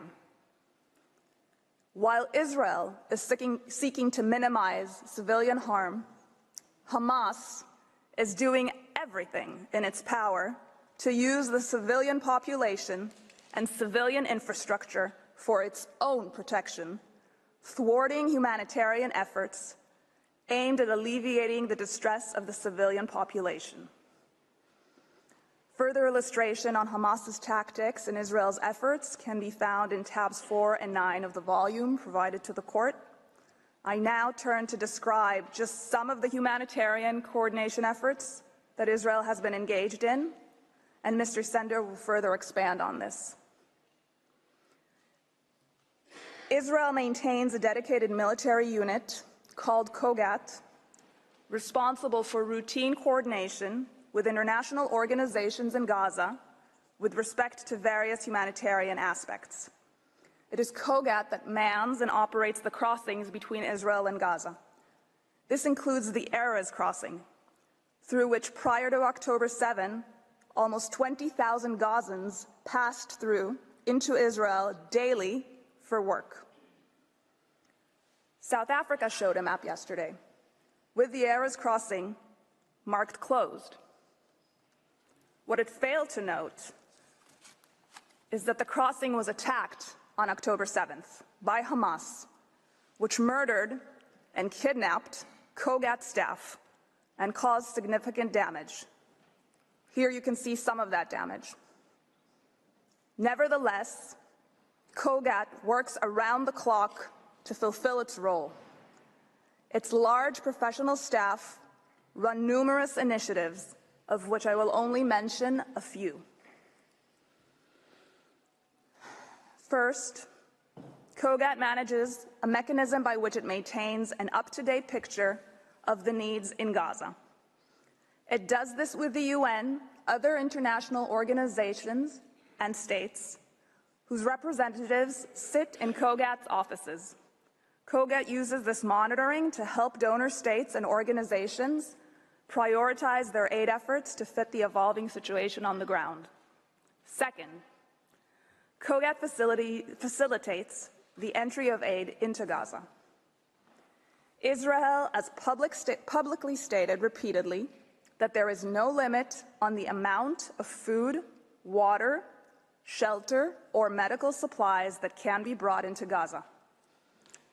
To increase capacity, Kogat has reopened the Kerem Shalom crossing, as acknowledged by the Security Council in Resolution 2720, despite Hamas putting it under fire.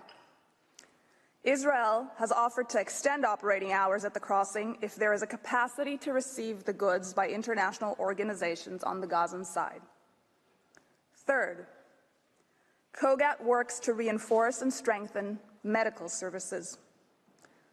COGAT has facilitated the huge logistical challenge of establishing 4 field hospitals in Gaza, and more are being set up, and 2 floating hospitals. It has facilitated the entry of new ambulances into Gaza, and Israel has even coordinated airdrops of aid over Gaza by Jordan, coordinating these flights with the Israel Air Force operating in Gaza. This, of course, is not to say that nothing more can be done, or that there are no challenges to the humanitarian situation in Gaza.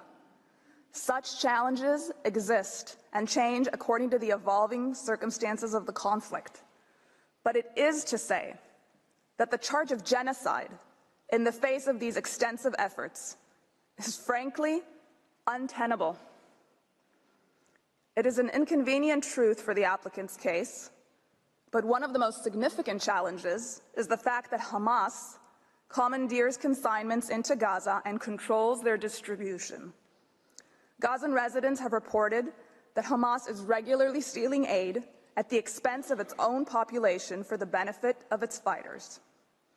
This is a tweet stating that fuel and medical equipment was stolen by purported Hamas members from an UNRWA warehouse. UNRWA later deleted the tweet, perhaps under pressure from the authorities. Here you can see Hamas commandeering an aid truck. And here is another example.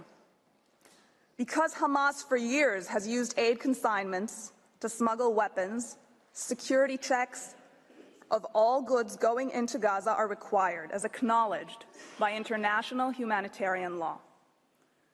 Hamas has time and again hoarded fuel, including during the current conflict, which it uses for military purposes to sustain ventilation in its expansive underground tunnel network and for its continued attacks against Israel. Nevertheless, in coordination with the UN, Israel enables fuel to enter Gaza to service essential infrastructure such as sewage treatment, desalination plants, water pumps and hospitals, and cellular infrastructure for maintaining communication. Israel remains committed to helping international organizations and states involved in the aid effort to overcome these hurdles and consistently increase the amount of aid and services available to the population in Gaza, as will be further described by Mr. Sender. Here, a picture of incubators that the IDF provided to Shifa Hospital. Here, a picture of an ambulance convoy coordinated by COGAT. A picture of consignments. A picture of ambulances, the entry of which was coordinated by COGAT. And finally, more consignments waiting to enter Gaza. Madam President, members of the court, in the time allotted, I have been able to describe only some of Israel's efforts to mitigate civilian harm and to address the humanitarian situation in Gaza.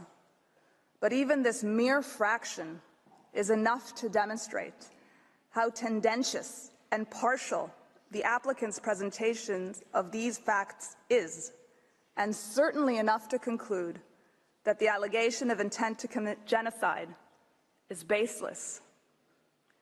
If Israel had such intent, would it delay a ground maneuver for weeks, urging civilians to seek safer space, and in doing so, sacrificing operational advantage? Would it invest massive resources to provide civilians details about where to go, when to go, how to go, to leave areas of fighting? Would it maintain a dedicated unit staffed with experts whose sole role is to facilitate aid and who continue to do so despite having their staff killed and kidnapped? When a population is ruled by a terrorist organization that cares more about wiping out its neighbor than about protecting its own civilians, there are acute challenges in protecting the civilian population. Those challenges are exacerbated by the dynamic and evolving nature of intense hostilities in an urban area, where the enemy exploits hospitals, shelters, and critical infrastructure. Would Israel work continuously with international organizations and states, even reaching out to them on its own initiative, to find solutions to these challenges if it were seeking to destroy the population? Israel's efforts to mitigate the ravages of this war on civilians are the very opposite of intent to destroy them. Under these circumstances, far from being the only inference that could reasonably be drawn from Israel's pattern of conduct, intent to commit genocide is not even a plausible inference. Madam President, members of the Court, that concludes my statement. I thank you for your kind attention, and I ask that you now invite Mr. Sender to the podium.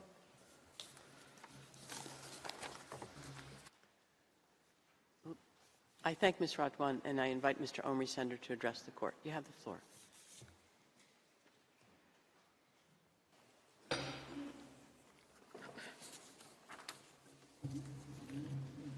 you. Madam President, members of the Court, it is an honor to appear before you today on behalf of the State of Israel. It falls to me to address the condition of risk of irreparable harm and urgency. This third condition is, of course, dependent on the two preceding ones. Professor Shaw and Ms. Radwan have already shown that the provisions relied upon by the applicant do not afford, even prima facie, a basis on which this Court's jurisdiction could be founded. They also showed that the rights asserted by the applicant cannot be regarded as plausible. It follows that the irreparable consequences cannot, in the present case, be caused by the alleged disregard of rights under the Genocide Convention. Again, this is not at all to say that the humanitarian situation arising from the present armed conflict is not grave. Civilians have been severely affected by the hostilities instigated by Hamas. Its systematic strategy of prosecuting war from under and within the civilian population exposes civilians to great risk, and it has brought about great suffering. Israel has done and is doing a great deal to alleviate this suffering in very challenging circumstances. In this regard, the factual account provided by the applicant is once again entirely one-sided. The application and request run no less than 84 pages, but they make hardly any mention of the extraordinary efforts undertaken by Israel and by a host of other states and international actors to improve the humanitarian situation. We again heard virtually nothing from the applicant on this issue yesterday. But this is a critical factor in the request before you. As Ms. Radwan has shown, it frustrates any attempt to establish the necessary special intent for genocide. It also bears upon the third condition established in your case law. Madam President, members of the Court, we know from your case law that the power of the Court to indicate provisional measures will be exercised only in exceptional circumstances. There needs to be, as you have said, a real and imminent risk that irreparable prejudice will be caused to the rights claimed before the Court gives its final decision.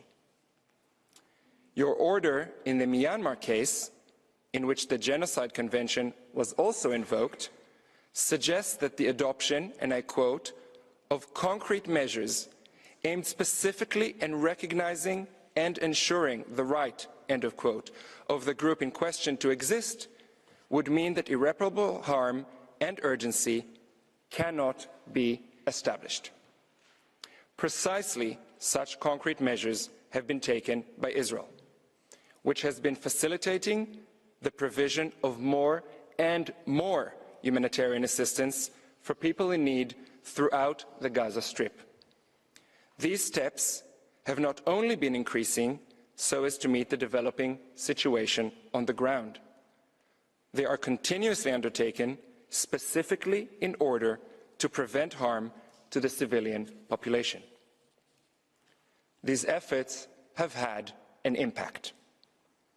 Just last week, for example, with the assistance of the World Food Programme, a dozen bakeries reopened with the capacity to produce more than 2 million breads a day. The World Food Programme has said the delivery of flour, salt, sugar and yeast continues so as to enable more bakeries to reopen, increasing accessibility and affordability for thousands of families. And since the applicant mentioned yesterday the number of trucks entering Gaza each day before and after the war, the accurate average number for trucks specifically carrying food is 70 trucks a day before the war and 109 trucks a day over the last 2 weeks. All this information may be found in your judge's folder. Access to water has also been a priority. As with food supplies, there is no restriction on the amount of water that may enter Gaza. Israel continues to supply its own water to Gaza by 2 pipelines. It facilitates the delivery of bottled water in large quantities, and it repairs and indeed expands water infrastructure that has been damaged by the fighting. An additional water pipe bringing water into southern Gaza from Egypt began operating a few weeks ago. Access to medical supplies and services is also growing. Israel has so far facilitated the establishment of 4 field hospitals and 2 floating hospitals. The establishment of 2 more hospitals is underway. Israel is facilitating the entry of medical teams into Gaza, as also vaccinations, including in cooperation with UNICEF. Ill and wounded persons are being evacuated through the Rafah border crossing to Egypt, the United Arab Emirates, Turkey, Qatar, and Jordan. Tents and winter equipment are being distributed as well. The constant delivery of fuel and cooking gas is also facilitated. According to official data, again in your judges' folders, from 8 December, the amount of fuel entering Gaza has doubled and currently stands at 180,000 liters a day. This is a target amount requested by the UN itself. Since 21 December, the amount of cooking gas entering Gaza has also doubled, now standing at an average of 90 tons per day. Details of this kind concerning the various ongoing humanitarian efforts are updated every single day on a designated English website of COGAT, the unit in the Ministry of Defense in charge of monitoring the humanitarian situation. When pressing needs are identified, solutions are soon coordinated. A great effort is indeed invested in eliminating bottlenecks so as to improve the entrance and distribution of aid, notwithstanding Hamas constantly stealing it. As you have heard, a joint operations room involving Israel, Egypt, the United States, and the UN operates daily to solve in real time logistical difficulties. Israel also coordinates with various UN agencies and the ICRC to address their own needs. On 15 December, Israel decided to open its crossing at Kerem Shalom with the express intention to improve and upgrade the delivery of humanitarian assistance to Palestinian civilians in Gaza. That part of the government's decision is in your judge's folder as well. This has eased congestion at the Rafah crossing and helped facilitate the provision of greater amounts of aid. Israel facilitates air routes as well for parachuting aid directly into Gaza. Facilitating a maritime corridor is currently being considered with other states. Madam President, members of the court, again, these are just some examples, but they show that Israel, no doubt, meets the legal test of concrete measures aimed specifically at recognizing and ensuring the rights of the Palestinian civilians in Gaza to exist. It has been the daily work of numerous Israeli officials of various agencies to ensure that these and other steps are effectively carried out at a time when they and their families are themselves under constant attack.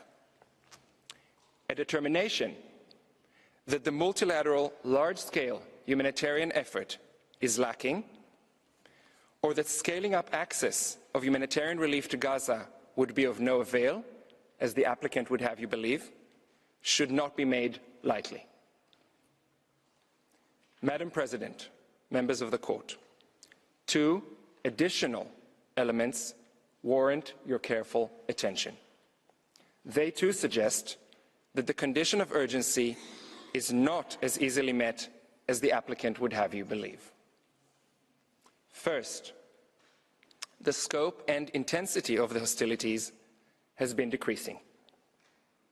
Israel's defense minister said last week that Israeli forces would be shifting from the intense maneuvering phase of the war toward, and I quote, different types of special operations.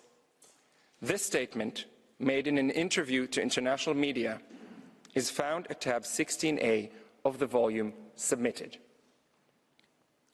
This week, on 8 January, the spokesperson for the Israeli military confirmed that the Israeli campaign had already started a transition to fewer ground troops and fewer airstrikes.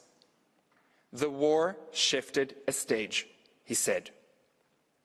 As you will see in tab 16B of the volume, he spoke of a new and less intense phase of fighting.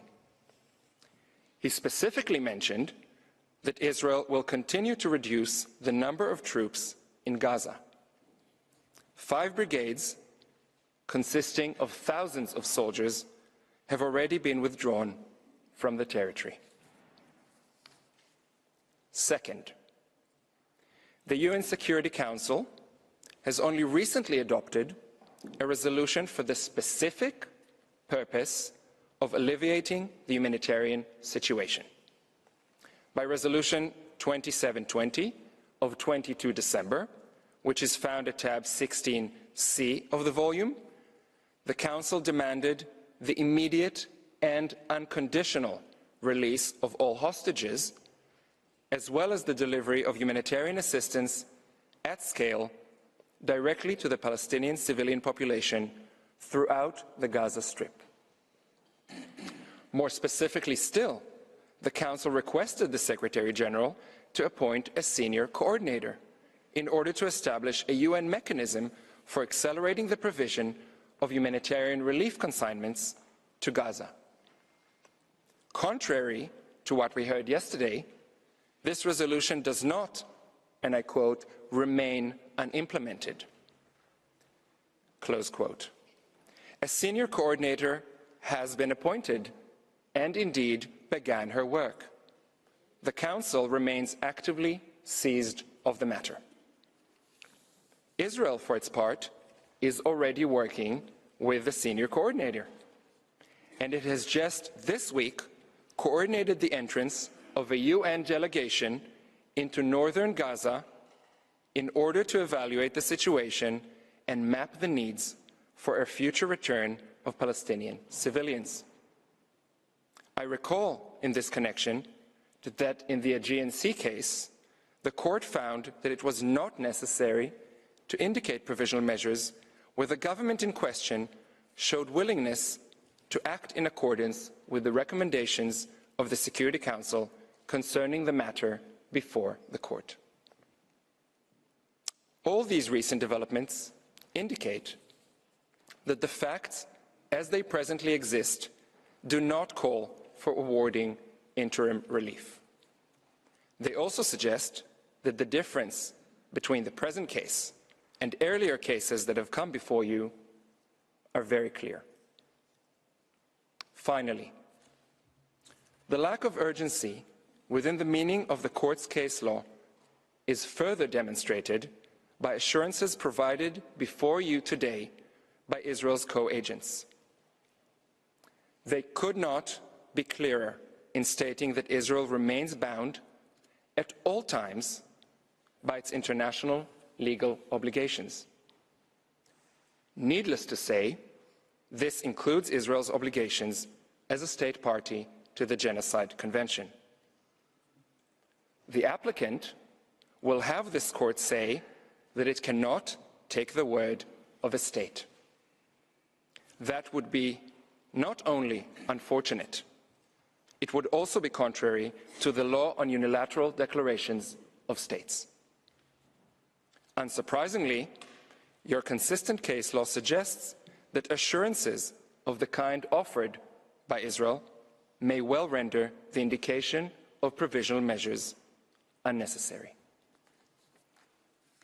Madam President, members of the court, the conclusion is that the condition of irreparable prejudice and urgency cannot be met.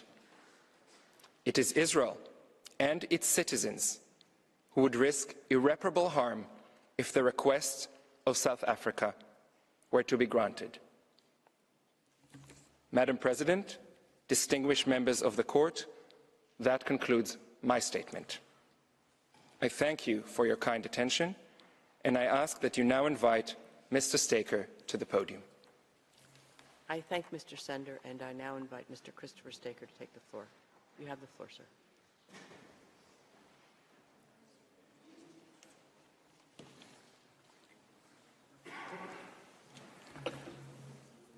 Madam President, Mr. Vice President, members of the court, it's an honor to appear before you again and to represent the State of Israel. You've now been addressed on why the conditions for provisional measures are not met. That being so, there's no need to examine the 9 particular measures that South Africa requests. Nonetheless, for completeness, I will address each in turn and show that their terms are unwarranted in any event. They go beyond what is necessary to protect rights on an interim basis and therefore also have no link with the rights sought to be protected. I start with the first and second requested measures. These would require immediate suspension of Israel's military operations in Gaza. This request is frankly astonishing. A request is made by a state not party to an ongoing conflict for provisional measures requiring unilateral suspension of military operations by one party to the conflict only, leaving the other party free to continue attacks which it has a stated intention to do. South Africa cannot argue that similar measures were granted in the Russia genocide case. That case was fundamentally different. In the Russia case, the legality of the military operation itself was in issue by reference to the Genocide Convention.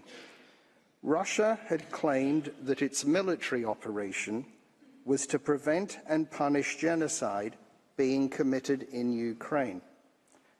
The court found it doubtful that the Genocide Convention authorizes a unilateral use of force in the territory of another state, and plausible that Ukraine had a right not to be subjected to military operations by Russia for that purpose. The result: provisional measures could protect a plausible right not to be subjected to military operations. In this case, Israel does not rely on the Genocide Convention or Prevention of Genocide to justify its operations. The lawfulness of the operations themselves does not involve any interpretation, application, or fulfillment of the Convention over which the court has jurisdiction. As jurisdiction in this case is based solely on Article 9 of the Convention, the court cannot find that South Africa or Palestinians in Gaza have a plausible right of the kind in the Russia case. Article 41 of the statute empowers only such provisional measures as the circumstances require to preserve the respective rights of either party. In the Russia case, a suspension of military operations might have been necessary to preserve a right not to be subjected to military operations. But in this case, the right in issue is South Africa's claimed right to ensure observance of the Genocide Convention. It's absurd to suggest that the only way to ensure observance of the Genocide Convention in a military operation is to prevent the operation from being conducted at all, in order, according to South Africa, to secure the humanitarian response and avoid yet more unnecessary death and destruction. That goes beyond preventing genocide.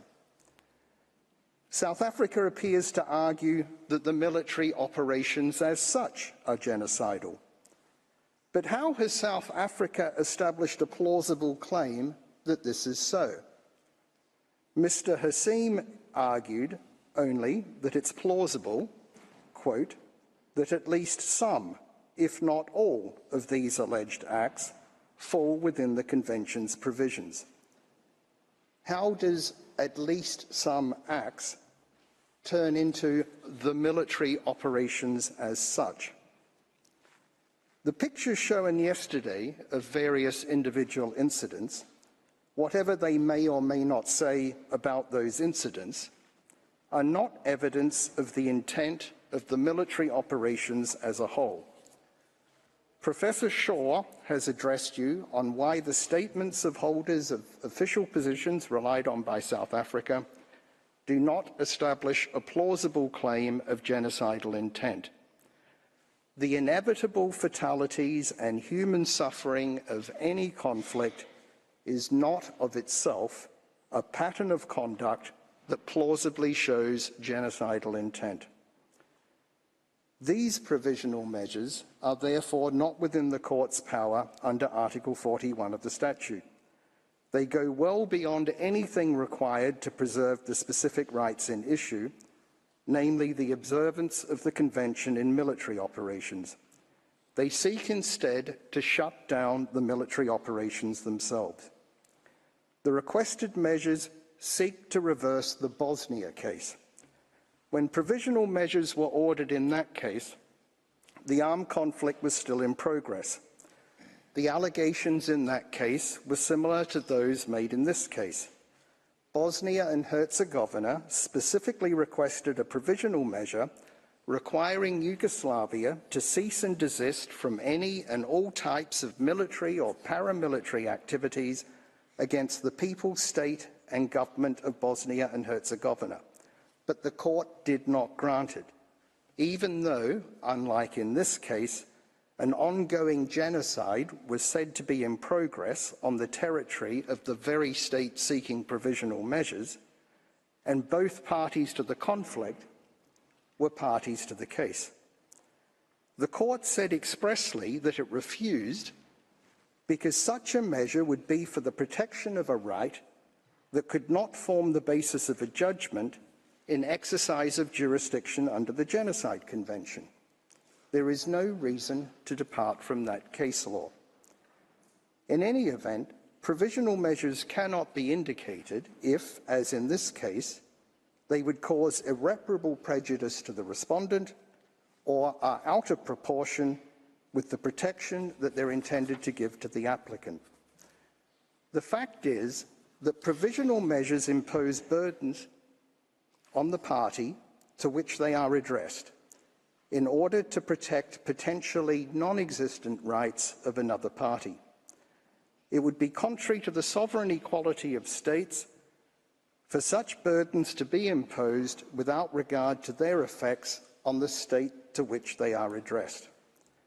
As Judge Abraham said in the pulp mills case, in a request for provisional measures, the court is faced with conflicting rights claimed by the respective parties and cannot avoid weighing those rights against each other. In the Financing of Terrorism Convention case, Judge Tomka said that the court, when considering requests for provisional measures, is expected to weigh and balance the respective rights of the parties. He went on to note, citing specific examples, that this requirement has been observed in the court's practice. The court has made clear in other provisional measures orders that it must preserve the respective rights of both parties. Its established jurisprudence is that Article 41 of the statute, quote, has as its object the preservation of the respective rights claimed by the parties, unquote. That is to say, both parties. The respective rights to be preserved are thus not only the plausible but yet to be determined rights claimed by the applicant, but also the plausible and yet to be determined rights of the respondent to engage in conduct that provisional measures would restrain. Other international dispute settlement fora also balance the interests of both parties when ordering provisional measures. Already a century ago, a mixed arbitral tribunal recognized a principle that the possible injury to the addressee of provisional measures must not be out of proportion with the advantage which the claimant hopes to derive from them. The Institute of International Law has now recognized a general principle of law that international and national courts and tribunals may grant interim relief and, as a requirement for such measures, that the risk of injury to the applicant must outweigh the risk of injury to the respondent. This principle is also recognized by other international dispute settlement mechanisms. Other principles applied when indicating provisional measures are that none of the parties can be put at a disadvantage, that measures should not go beyond what is necessary to achieve their end, that the measures must not cause irreparable prejudice to the rights of the respondent, and that any impression of bias must be avoided.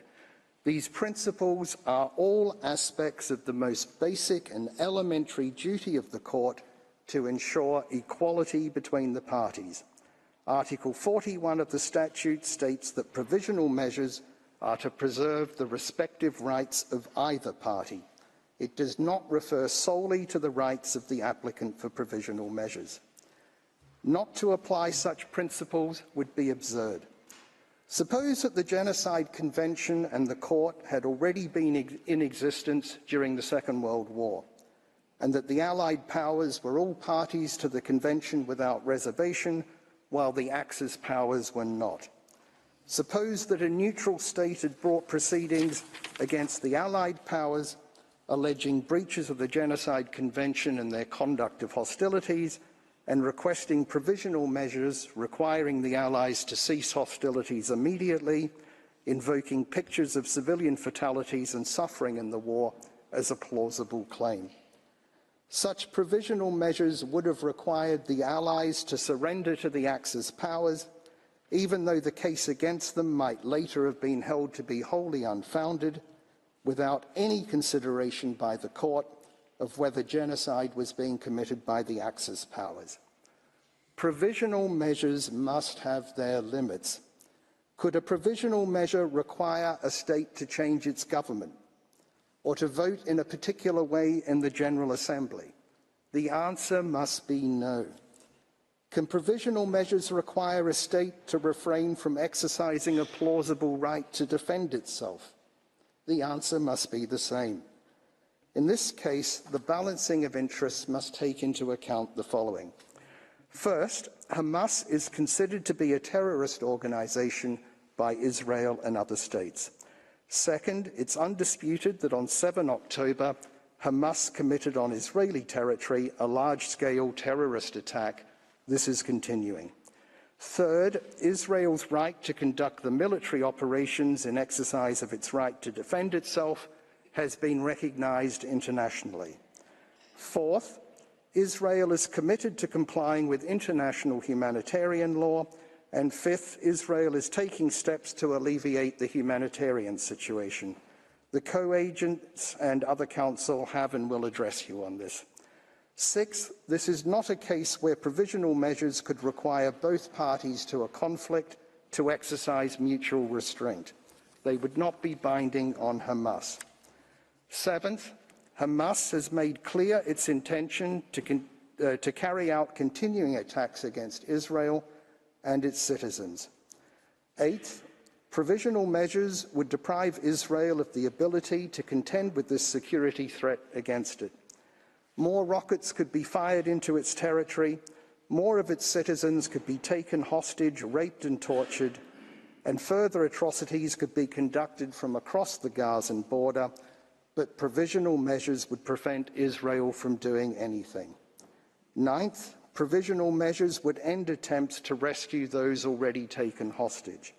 10th, suspension of military operations would give Hamas space to preserve and build its capabilities, enabling it to pose an even greater threat and to use remaining hostages as bargaining chips. If granted, the result would be this: an organization recognized internationally as terrorist has committed a terrorist atrocity in the territory of a state. And a third state now seeks an order from this court that would prevent the attacked state from responding, but which would impose no obligation on those responsible for the attack. The requested measures would not put an end to the conflict, but only to military operations by one party to the conflict. These measures would assist the other party and encourage the commission of further terrorist attacks. In this respect also, the Russia case is fundamentally distinguishable from this case. Provisional measures should be a temporary shield to preserve claimed but as yet unproven rights pending a decision on the merits. Instead, they're being used here as a sword to give an advantage to one party in a conflict over another. The irreparable prejudice to Israel is obvious. So is the lack of proportionality. Madam President, members of the court, Israel's position is that there is no conceivable basis on which the first two provisional measures could be ordered. I turn then to the third requested measure. This would require Israel to take all reasonable measures to prevent genocide. This is analogous to the first provisional measure in both the Bosnia case and the Myanmar case. There are two further objections to this measure. First, its wording is not confined to the current military operations in Gaza. It's expressed to apply in relation to the Palestinian people generally. This opens the possibility to later claims that actions by Israel having nothing to do with Gaza are in breach of this provisional measure. While the Convention obligation to prevent genocide may not be confined to current operations in Gaza, the subject matter of this case is. There is no justification for the provisional measure to extend beyond the claim itself. This particular objection applies also to the fourth and seventh requested measure. A second objection is that this third provisional measure would impose the same obligation on South Africa as well. No reason is given for this. The other requested provisional measures do not apply to South Africa. Why this one? Is South Africa saying it may fail to comply with its obligation to prevent genocide if not compelled to do so by a provisional measure? Unlikely. Rather, through this provisional measure, South Africa appears to seek a special mandate from the court to act internationally in relation to Palestinian issues on the basis that it seeks to prevent genocide. Indeed, if South Africa's right to bring these proceedings was disputed, South Africa might argue that this provisional measure gives it the right. However, provisional measures cannot confer special mandates on states, and no justification for doing so is established in any event. The third provisional measure should therefore not be granted. I move on to the fourth requested measure. This would require Israel to desist from committing acts within the scope of Article 2 of the Convention. There are fundamental objections to this measure. First, it has no counterpart in the provisional measures ordered in the Bosnia and Myanmar cases. What's the need for this special novel measure? No explanation is given.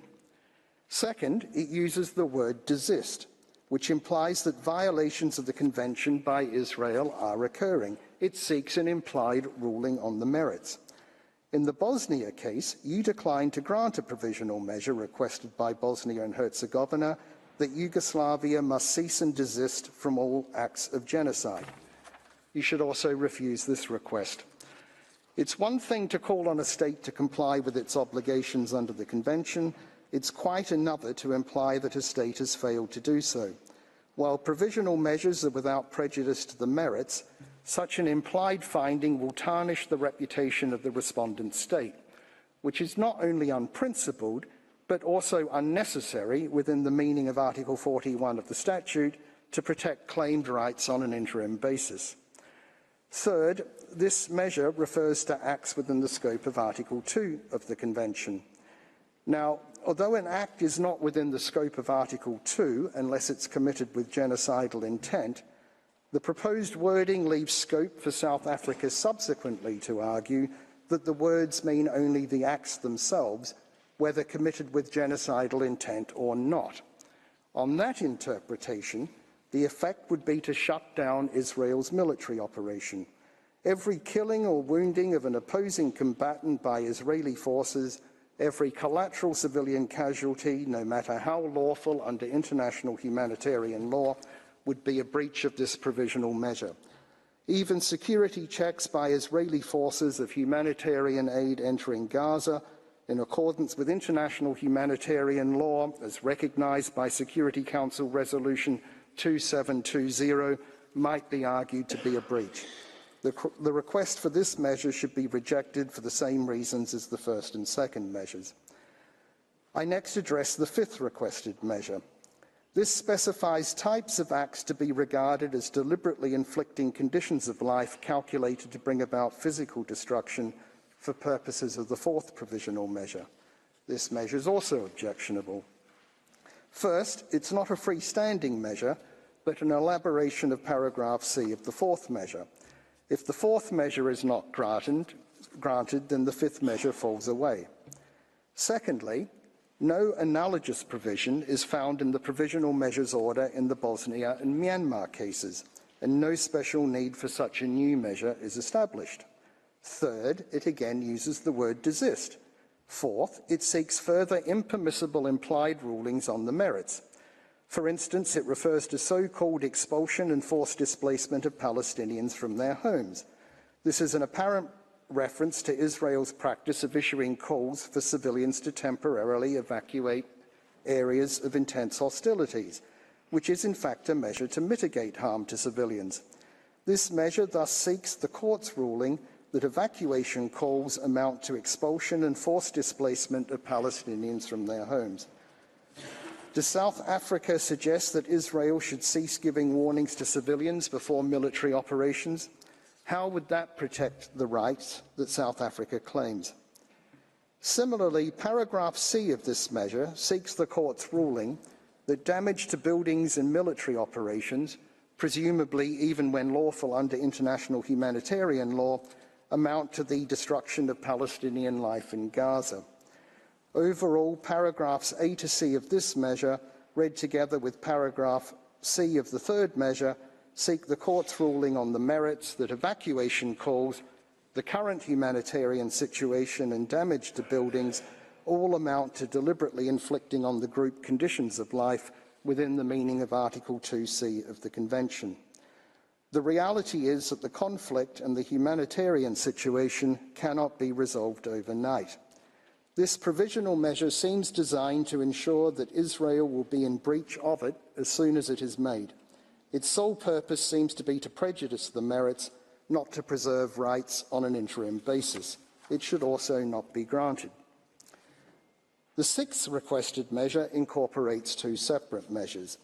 The first of these would require Israel to ensure that its military and organisations and persons subject to its control do not commit acts falling within Articles 2 or 3 of the Convention. It's analogous to the second provisional measure in the Bosnia and Myanmar cases, respectively. But an objection to this is the reference to any irregular armed units or individuals that may be directed, supported, or otherwise influenced by Israel. This wording has simply been copied from the second provisional measure in the Bosnia and Myanmar cases. However, in those cases, the applications instituting proceedings expressly allege the existence of irregular armed units. The reference is inappropriate in this case. There's no suggestion of forces other than the Israel Defense Forces on whose commitment to international humanitarian law you have and will be addressed on today. The second part of the sixth provisional measure contains an obligation to punish genocide. No such provision was included in the Bosnia or Myanmar provisional measures order. Punishment of genocide is not something that needs to be done urgently in order to protect claim rights on a provisional basis. This measure should also not be granted.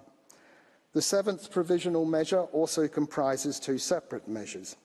The first would require Israel to take measures to prevent destruction of evidence.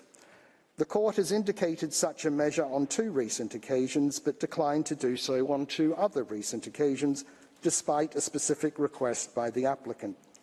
In the cases where it was granted, the application for provisional measures specifically alleged that evidence was being destroyed or concealed. In this case, South Africa makes just a bare assertion that there are serious concerns about the destruction of evidence and its effect on future investigation into crimes, and a hampering of scrutiny of Israel's actions. South Africa appears to suggest that the effects of the military operations themselves amount to destruction of evidence, making this yet a further provisional measure, effectively seeking a suspension of military operations. The granting of this measure would imply that there is some reason to suspect concealment of evidence when in fact none has been identified. This again would be an unprincipled and unnecessary tarnishing of reputation. The second part of this measure would require Israel not to impede access to Gaza by fact-finding missions, international mandates and other bodies. However, it is noted first that access to Gaza from Egypt is under the control of Egypt. Secondly, Israel has no obligation under international law to allow access from its territory into Gaza. Thirdly, a provisional measure to this effect was requested by the applicant in the Myanmar case, and it was not granted by the court. The need for this measure has not been established. The eighth requested measure would require Israel to submit regular reports to the court on measures taken to give effect to the provisional measures. Provisions for such reports were made in two recent provisional measures orders, but on four other occasions it was refused, despite being specifically requested by the applicant. This shows that such measures are not routinely granted. They've been granted occasionally when specific action has been indicated. In Armenia versus Azerbaijan, the court said that a report was necessary in view of the specific provisional measures it's decided to indicate, and in light of the undertakings made by the agent of Azerbaijan. South Africa material and reports about the present situation in Gaza. Finally, the ninth requested measure is a non-aggravation measure. On two recent occasions, such a measure was specifically requested by the applicant but not granted by the court. Again, such a measure is not the norm, and again, South Africa does not justify its necessity. Provisional measures for non-aggravation have been indicated in cases where both parties have been directly involved as actors in the facts of the case, and the provisional measures have always applied equally to both parties. Thus, in Myanmar, the court declined to grant such a measure. An obligation of non-aggravation cannot fairly be imposed on only one party to a case or only one party to a conflict. If the proposed measure was granted, South Africa would remain free to aggravate its claim dispute with Israel, and Hamas would not be impeded from escalating the conflict with Israel. The only purpose of this provisional measure appears to be to prevent Israel from responding to any such escalations.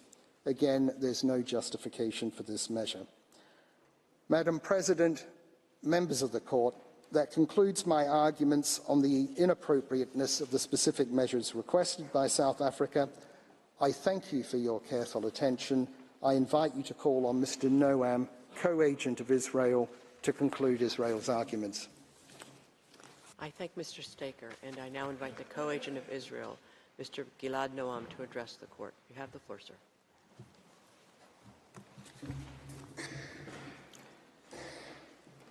Madam President, members of the Court, Counsel have shown that the applicant has failed to make the case for the indication of provisional measures.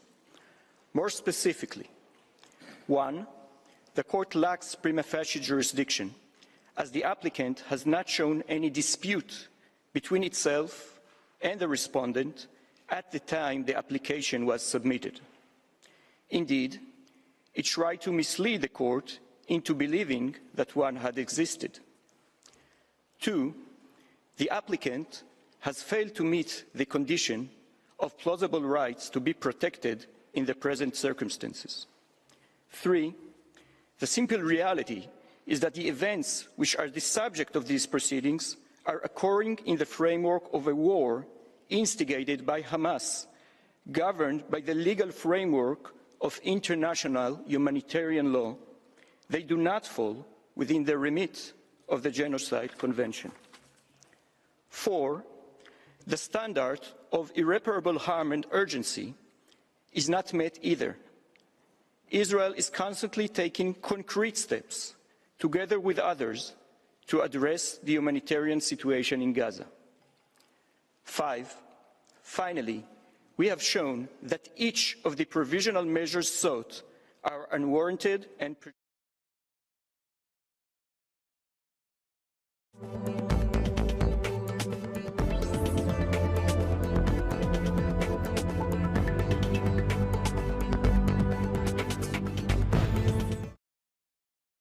as a lawless state that regards itself as beyond and above the law.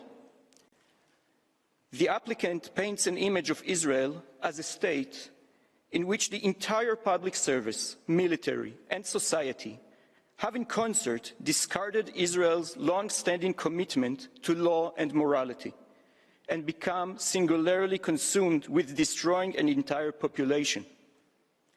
That is patently false. I can attest to that firsthand as the Deputy Attorney General for International Law. In this position, I regularly advise the government on issues of international law, including humanitarian law. This has not changed since October 7th. The conflict with Hamas poses serious operational and legal challenges.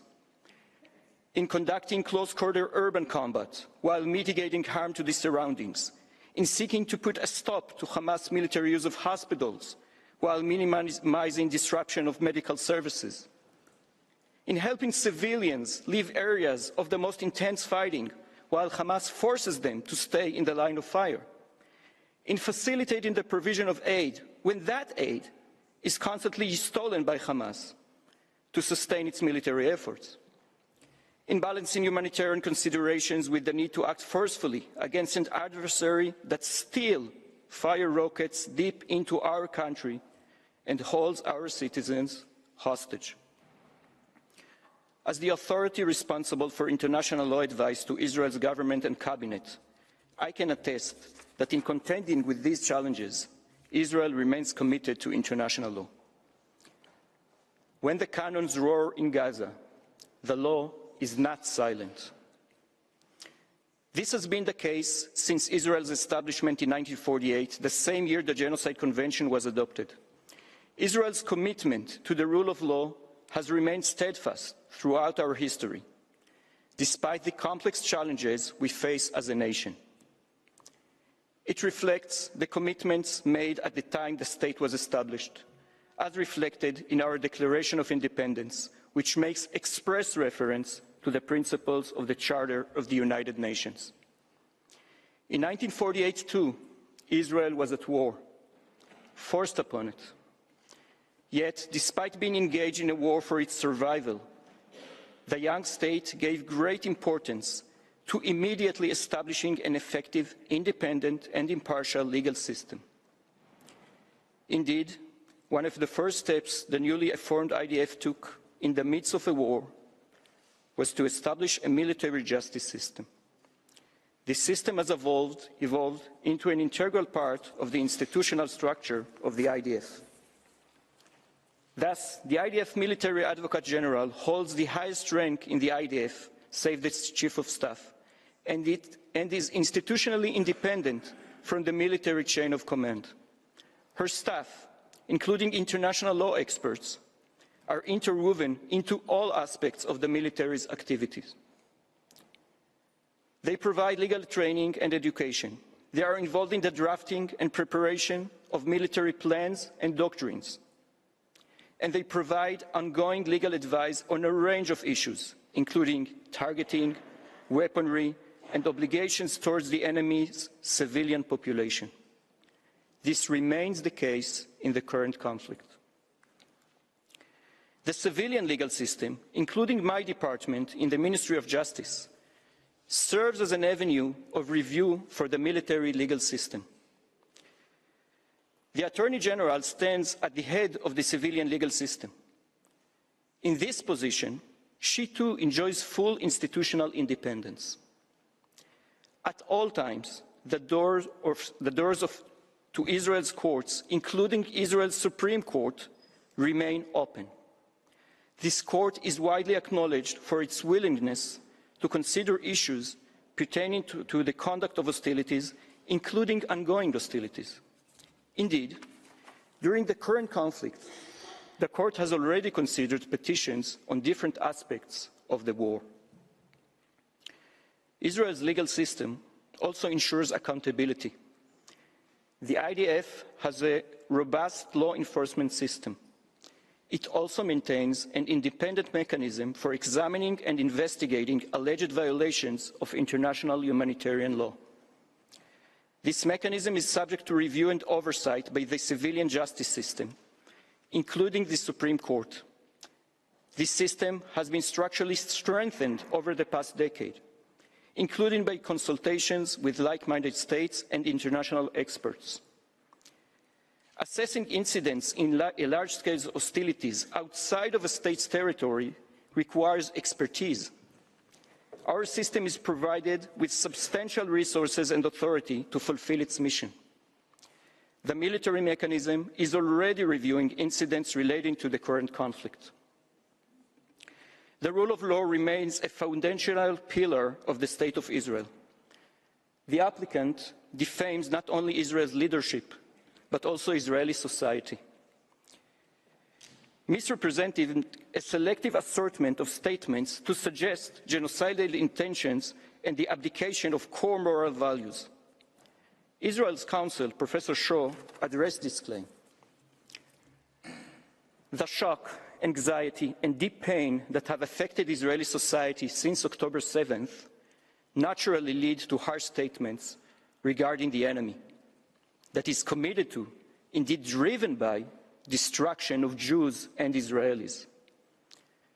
But our legal system knows how to draw a line between statements that may be troubling and even obscene, but fall within the right of freedom of speech in a democratic society, and those statements which go beyond that right. As the Attorney General reaffirmed publicly recently, any statement calling for intentional harm to civilians contradicts the policy of the State of Israel and may amount to a criminal offense, including the offense of incitement. Several such cases are currently being examined by Israeli law enforcement authorities. You will find this statement in tab 16D in the volume. Madam President, members of the court, a second general matter we alluded to is the broader implications of this application for Israel and the wider international community. As we have shown, this case concerns a large-scale armed conflict with tragic consequences for civilians on both sides. Yes, there is a heart-wrenching armed conflict. But the attempt to classify it as genocide and trigger provisional measures is not just unfounded in law. It has far-reaching and negative implications that extend well beyond the case before you. Ultimately, entertaining the applicant's request will not strengthen the commitment to prevent and punish genocide, but weaken it. It will turn an instrument adopted by the international community to prevent horrors of the kind that shocked the conscience of humanity during the Holocaust into a weapon in the hands of terrorist groups who have no regard for humanity or for the law. If ever resort to force in self-defense against an enemy hiding behind civilians can be portrayed as genocide and trigger provisional measures, an inevitable tension will be created between the Genocide Convention and states defending themselves against the ever-increasing capacities of terrorist organizations. Doing so would also signal to terrorist organizations that they can commit war crimes and crimes against humanity and then exploit this court to obtain protection. For us, provisional measures would lead to a perverse situation. It would effectively allow Hamas to continue attacking the citizens of Israel, to hold 136 hostages in unbearable conditions, to keep tens of thousands of displaced Israelis from returning to their homes, and essentially to promote its plan to massacre as many Israelis and Jews as it can. Madam President, members of the court, in living memory of the atrocities that gave birth to the term genocide, in the aftermath of which the State of Israel was founded, we are witness to a concerted and cynical effort to pervert the meaning of the term genocide itself. The Genocide Convention is too important a foundation in humanity's aspiration to defeat barbarism and evil to be belittled in this way. And the faith that has been placed in international law and its institutions is too cherished an asset to be squandered. We appeal to this court not to be taken down that dangerous road.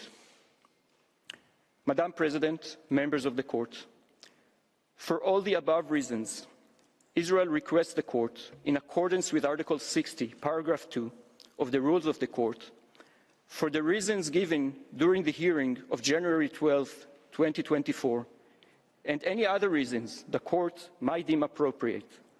1, to reject the request for the indication of provisional measures submitted by the applicant. 2, to remove the case from its list. Madam President and members of the court, that concludes Israel's observations. Thank you for your kind attention. I thank the co-agent of Israel, whose statement brings to an end the single round of oral argument of Israel, as well as the present series of sitting. In accordance with the usual practice, I shall request the agents of both parties to remain at the court's disposal to provide any additional information the court may require. The court will render its order on the request for the indication of provisional measures submitted by South Africa as soon as possible. The agents of the parties will be advised in due course as to the date on which the court will deliver the order in public sitting. Since the court has no other business before it today, the sitting is declared closed.